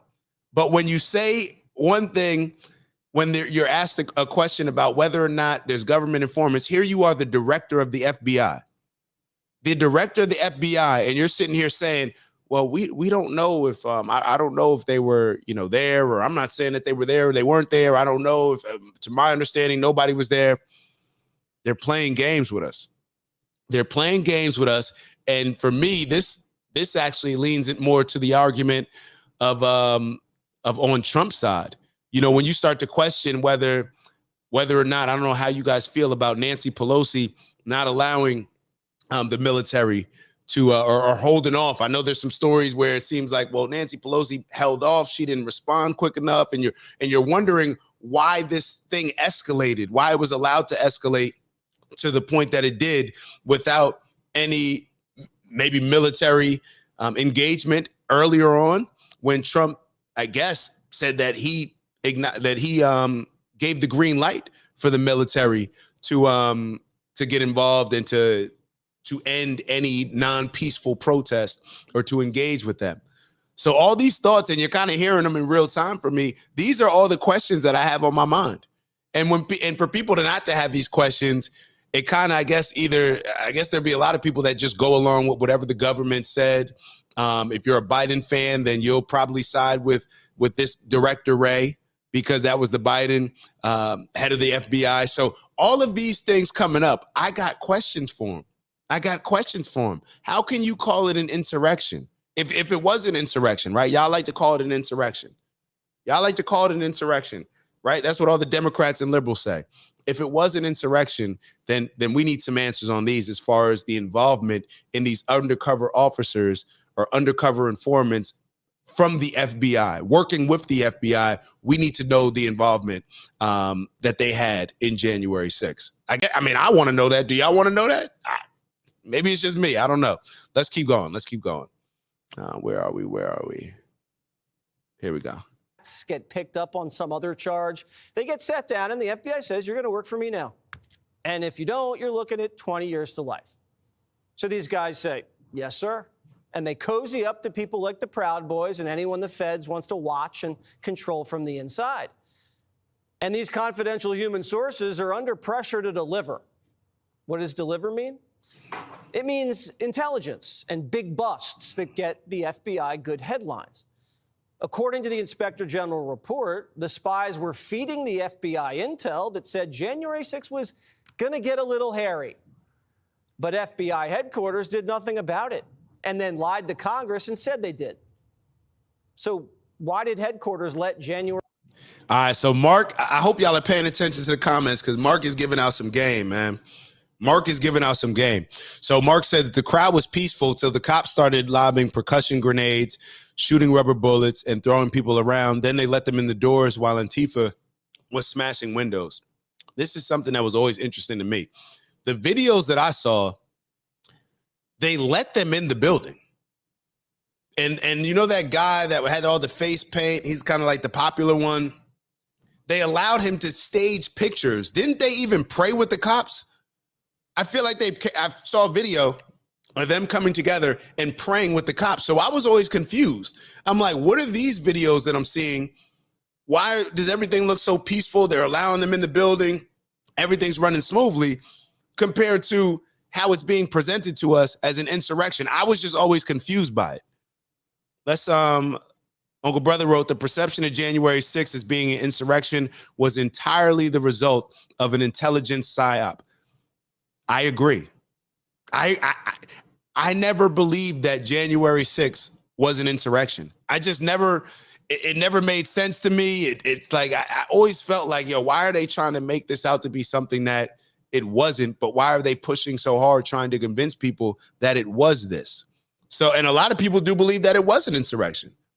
But the videos that I was watching, it just didn't add up to me. I just couldn't make sense of it. So let's keep going. January 6th gets so out of hand. And what were all these FBI spies doing that day and the days before? Were they riling everyone up like they did in the Gretchen Whitmer kidnapping plot? In that case, the FBI informants instigated the plot. They even used an FBI credit card to buy the ammo, supplies, and hotel rooms. Did the FBI pay for Jan 6 hotel rooms? We don't know. Remember, the media and the Democrats said this whole thing was a conspiracy. Where do you think this idea comes from, that this was somehow done by the feds? I heard that one of the debaters said it was an inside job. It was an inside job on the part of Donald Trump and his henchmen. Republicans have blamed the FBI and said it was... Oh, Nancy. The debaters said it was an inside job. It was an inside job on the part of Donald Trump and his henchmen. Republicans have blamed the FBI and said it was an inside job. It certainly was not an inside job by FBI agents or Antifa. They go around blaming it on Antifa and FBI agents. Well, how did the media know it wasn't an inside job when the FBI had 26 of their people on the inside? Yo, I just gotta say this. Like, look, I feel like I have to continue saying it because if you are a Democrat, consider yourself liberal, consider yourself progressive, whatever term you want to use, even if you consider yourself independent and you saw January 6th as an insurrection and you thought Donald Trump, that you blame it. If you thought all those things, is it okay to take a step back and to look at it from a different perspective? Is it okay to, with new information, to maybe have search for a new understanding of what actually happened? Is it okay to consider other things that we may have looked at as like, oh, that just sounds crazy talk? Is it okay to consider a lot of these things? That would be the question that I ask. Is it okay? Because I know it's very hard for people to change their opinions.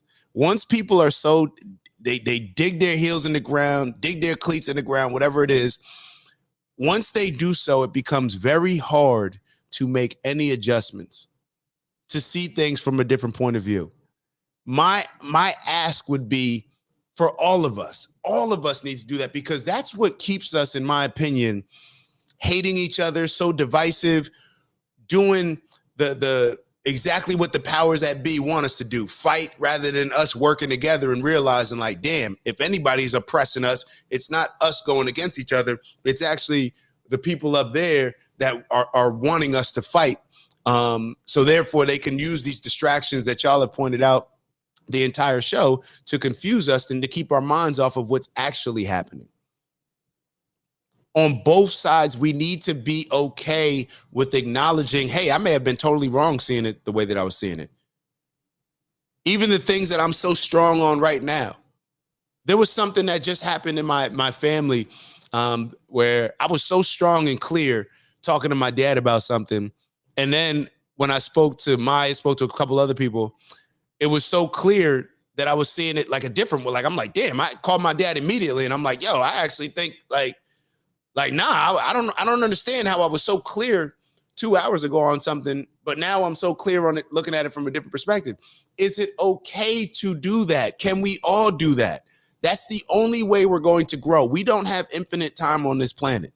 So to figure stuff out, these powers that be, these influences that we have working against us, that do not have our best interests at heart, the faster we can solve some of these problems and solve our perspectives, the closer we can get to this enlightenment that's going to allow us to protect ourselves, maybe from getting bamboozled and getting brainwashed and manipulated the way that we have been.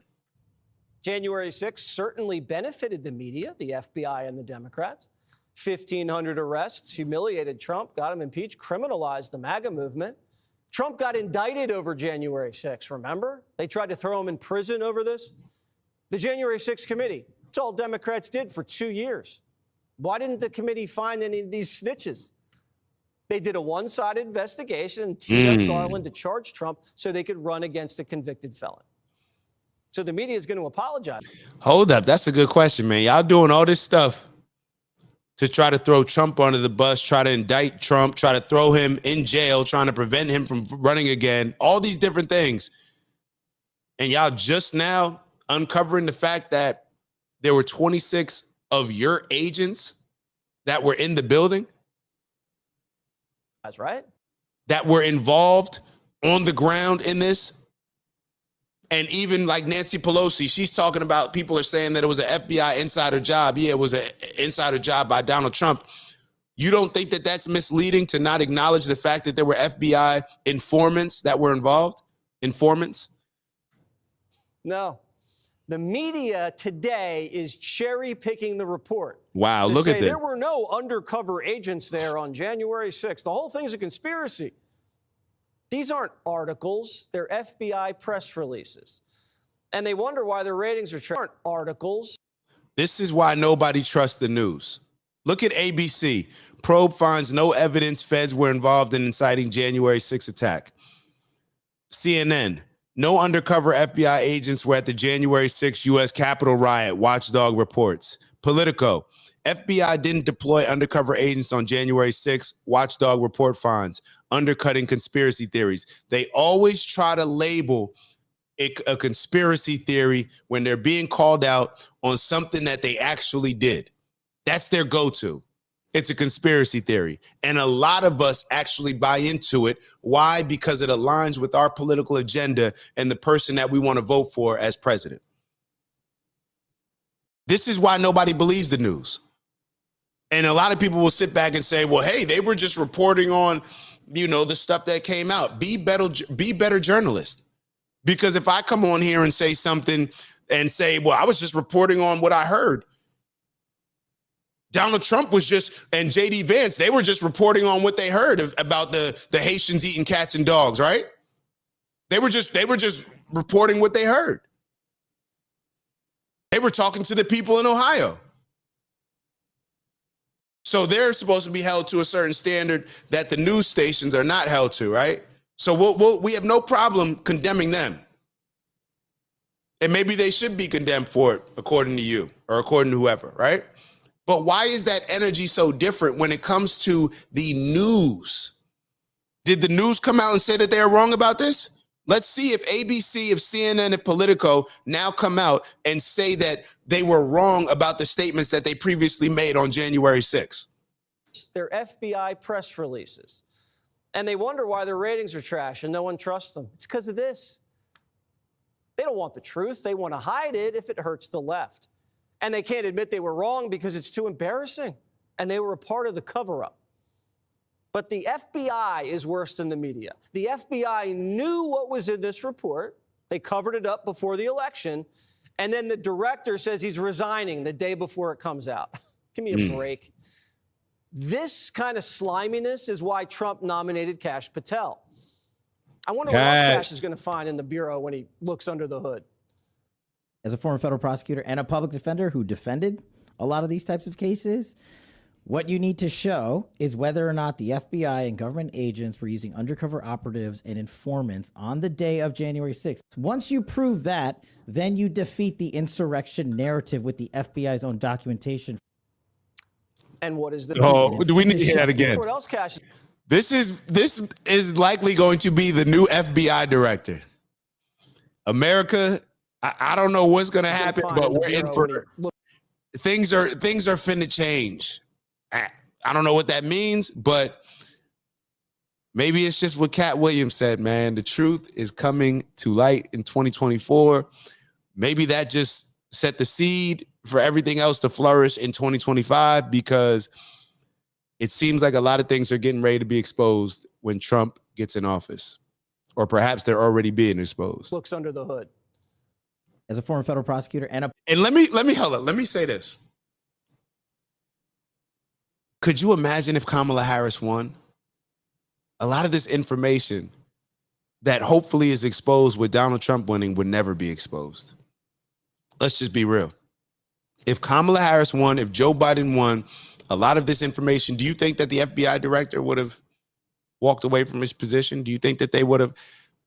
They're getting nervous. They're getting nervous. These people that Trump is bringing in, like Kash Patel, they're making them nervous. They're making them nervous. And perhaps that's why Joe Biden is considering all these pardons, these blanket pardons for people that haven't even been charged with anything. Shouldn't that raise kind of a little bit of a red flag? Like I said, even if you voted for Democrats, even if you voted for Kamala Harris, even if you consider yourself a Democrat, step back from your party. Use your own common sense. You may not think the same way that I'm thinking. I'm not saying use common sense and you'll believe the same thing that I believe. I'm not saying that. But just use your own common sense and take your own journey of enlightenment and questioning and processing all this new information. Use your own common sense. Don't think the way that I think. Matter of fact, use your common sense and then come back to this conversation and bring something to it. Bring your individual perspective on it based on your experience in the world. But just don't sit back and totally disregard all this stuff because it's Donald Trump's team. When we do that, we're going to continue this cycle that we've been in for a very long time of just going political party. Oh, I'm red, I'm blue. And then nothing ever gets done because we just keep fighting each other. A public defender who defended a lot of these types of cases, what you need to show is whether or not the FBI and government agents were using undercover operatives and informants on the day of January 6th. Once you prove that, then you defeat the insurrection narrative with the FBI's own documentation. And what does this report do to the January 6th defendants? None of the confidential informants were arrested or charged.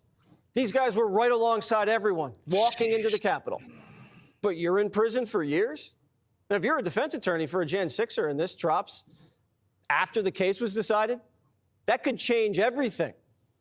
Constitutional law professor Jonathan Turley says this, quote, there is a question of why the confidential human sources who entered the Capitol were not charged as part of an operation that the Justice Department described as an effort to shock and awe, targeting everyone involved that day.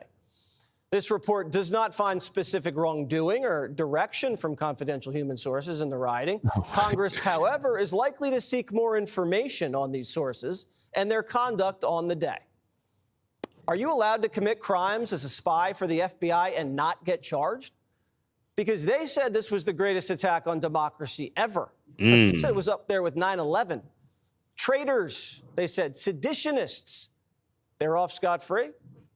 You can try to overthrow the government if you're an FBI rat and just walk away. Congress has to find out. And what does this mean for pardons? I mean, the Hunter Biden pardon already. Please make sure that you like for the algorithm. That's going to boost the algorithm and get as many different people in here engaging in these conversations. So please make sure that you like. Appreciate y'all. Thank you. Greased the runway for Trump, but this reports all the ammo Trump needs. He told Time Magazine, it's going to start in the first hour, maybe the first 9 minutes. Now, if I were president, I don't think I'd pardon J6ers who were slugging cops, but if you were wandering around peacefully, come on. And it's not just Kash Patel that's going to clean house. Tulsi's on deck. I'm here with Tulsi Gabbard. She's here on the Hill meeting with my colleagues. She's going to be a great DNI, Director of National Intelligence. It's a really important job. It oversees all of our intelligence agencies, and it's in need of reform. I think everybody would admit that, and so we need to bring in a reformer. Now, the deep state's never been this backed into a corner, ever. We have Trump assassination files that we want to release, JFK assassination files, COVID files, Epstein, Diddy. What about that pipe bomb? Is the FBI still working on that one? Who planted that? It's just another conspiracy theory that you were right about. The lab leak, the laptop, and now Jan 6. No wonder Biden's under pressure to dish out more pardons. And we gotta highlight this. A lot of us were called conspiracy theorists when we bring a lot of these things up that he just mentioned. A lot of this stuff. And a lot of these conspiracy theories, quote unquote conspiracy theories, are now coming out to have a lot of truth behind them. Whether it's the laptop, whether it was the Wuhan lab, whether it was stuff with the vaccine, a lot of this stuff, whether it's January 6th, with having the FBI involvement, all of these things that were considered conspiracy theories are now being validated and confirmed. What does that say? What does that say? If, like I said, if you are a Democrat, are you just going to think the same way that you thought before this information came out? Or are you going to challenge yourself to look at it from a different perspective, to look at it without maybe the bias and hatred of just hating Trump? Are you going to be able to look at this from a different lens because they're manipulating you more than they're manipulating the conservatives because y'all are their supporters? Who knows how high this thing goes? All right, so, all right, it's already 10:10. This is what I'm gonna do for y'all. This is what we gonna do if it's cool with y'all. Keep liking. But this is what I'm gonna do for y'all. Let's we're gonna finish it up here. I'm proud to be a conspiracy theorist, aka deep thinker. I'm with you on that. I'm proud to be a conspiracy theorist, aka deep thinker. I'm with that. Yeah. Call me whatever it is that you need to call me. Call me an anti-vaxxer. Call me all this other stuff. Whatever it is that you need to call me. Whatever it is. But it's clear that we need to start questioning a lot of the information that is just given to us that a lot of times we just accept. So I wanted to play, it may be just too much. All right, so this is what we're gonna do. It's too much for us to get into because I wanted to follow up with the United Healthcare conversation that we were having before, but it's just too much to go through. So this is what I'm gonna do. We will have another show this weekend. We will have another show this weekend. It will either be tomorrow or Sunday. I promise.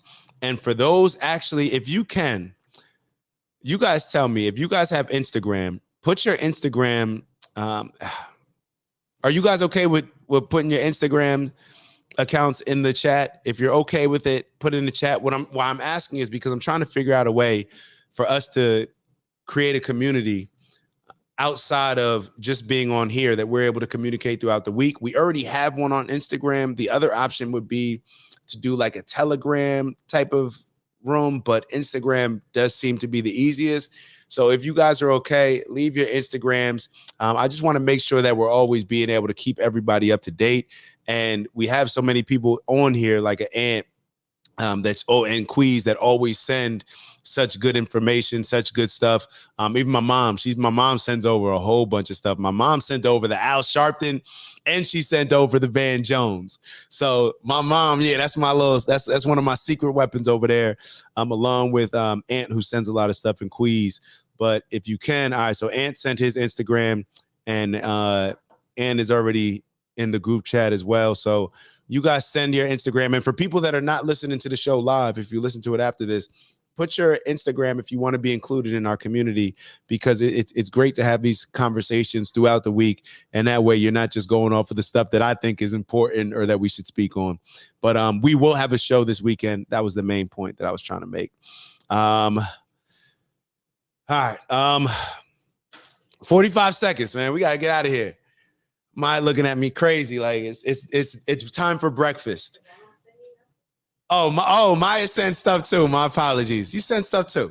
You send a lot of stuff, a lot of valuable stuff. Matter of fact, you send the best stuff.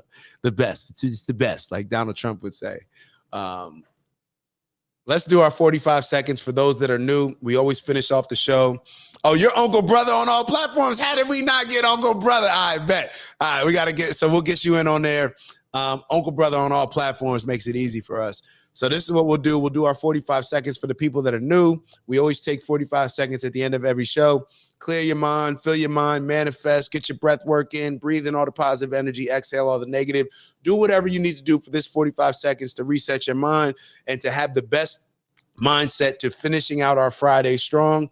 Every week we set intentions on Sunday and Monday to make this our greatest week ever. Friday is where ish hits the fan and that scoreboard is up. So let's take our 45 seconds to put ourselves in the best mindset to finish out Friday strong. And if you're in a safe place, I recommend that you close your eyes. All right, ready, go.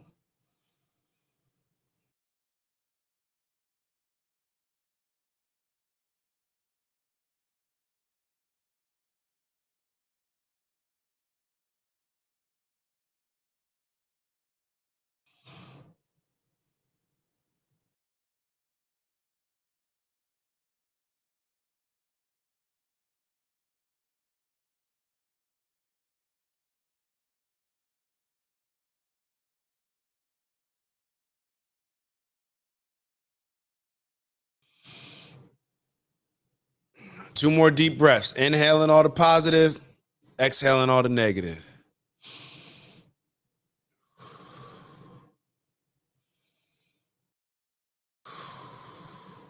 All right. Y'all know what it is. We elevate on purpose, both from an intentional standpoint as well as challenging ourselves to raise our standards. So therefore, we can become the leaders that we need to become, and we can accomplish the things that we set out to accomplish.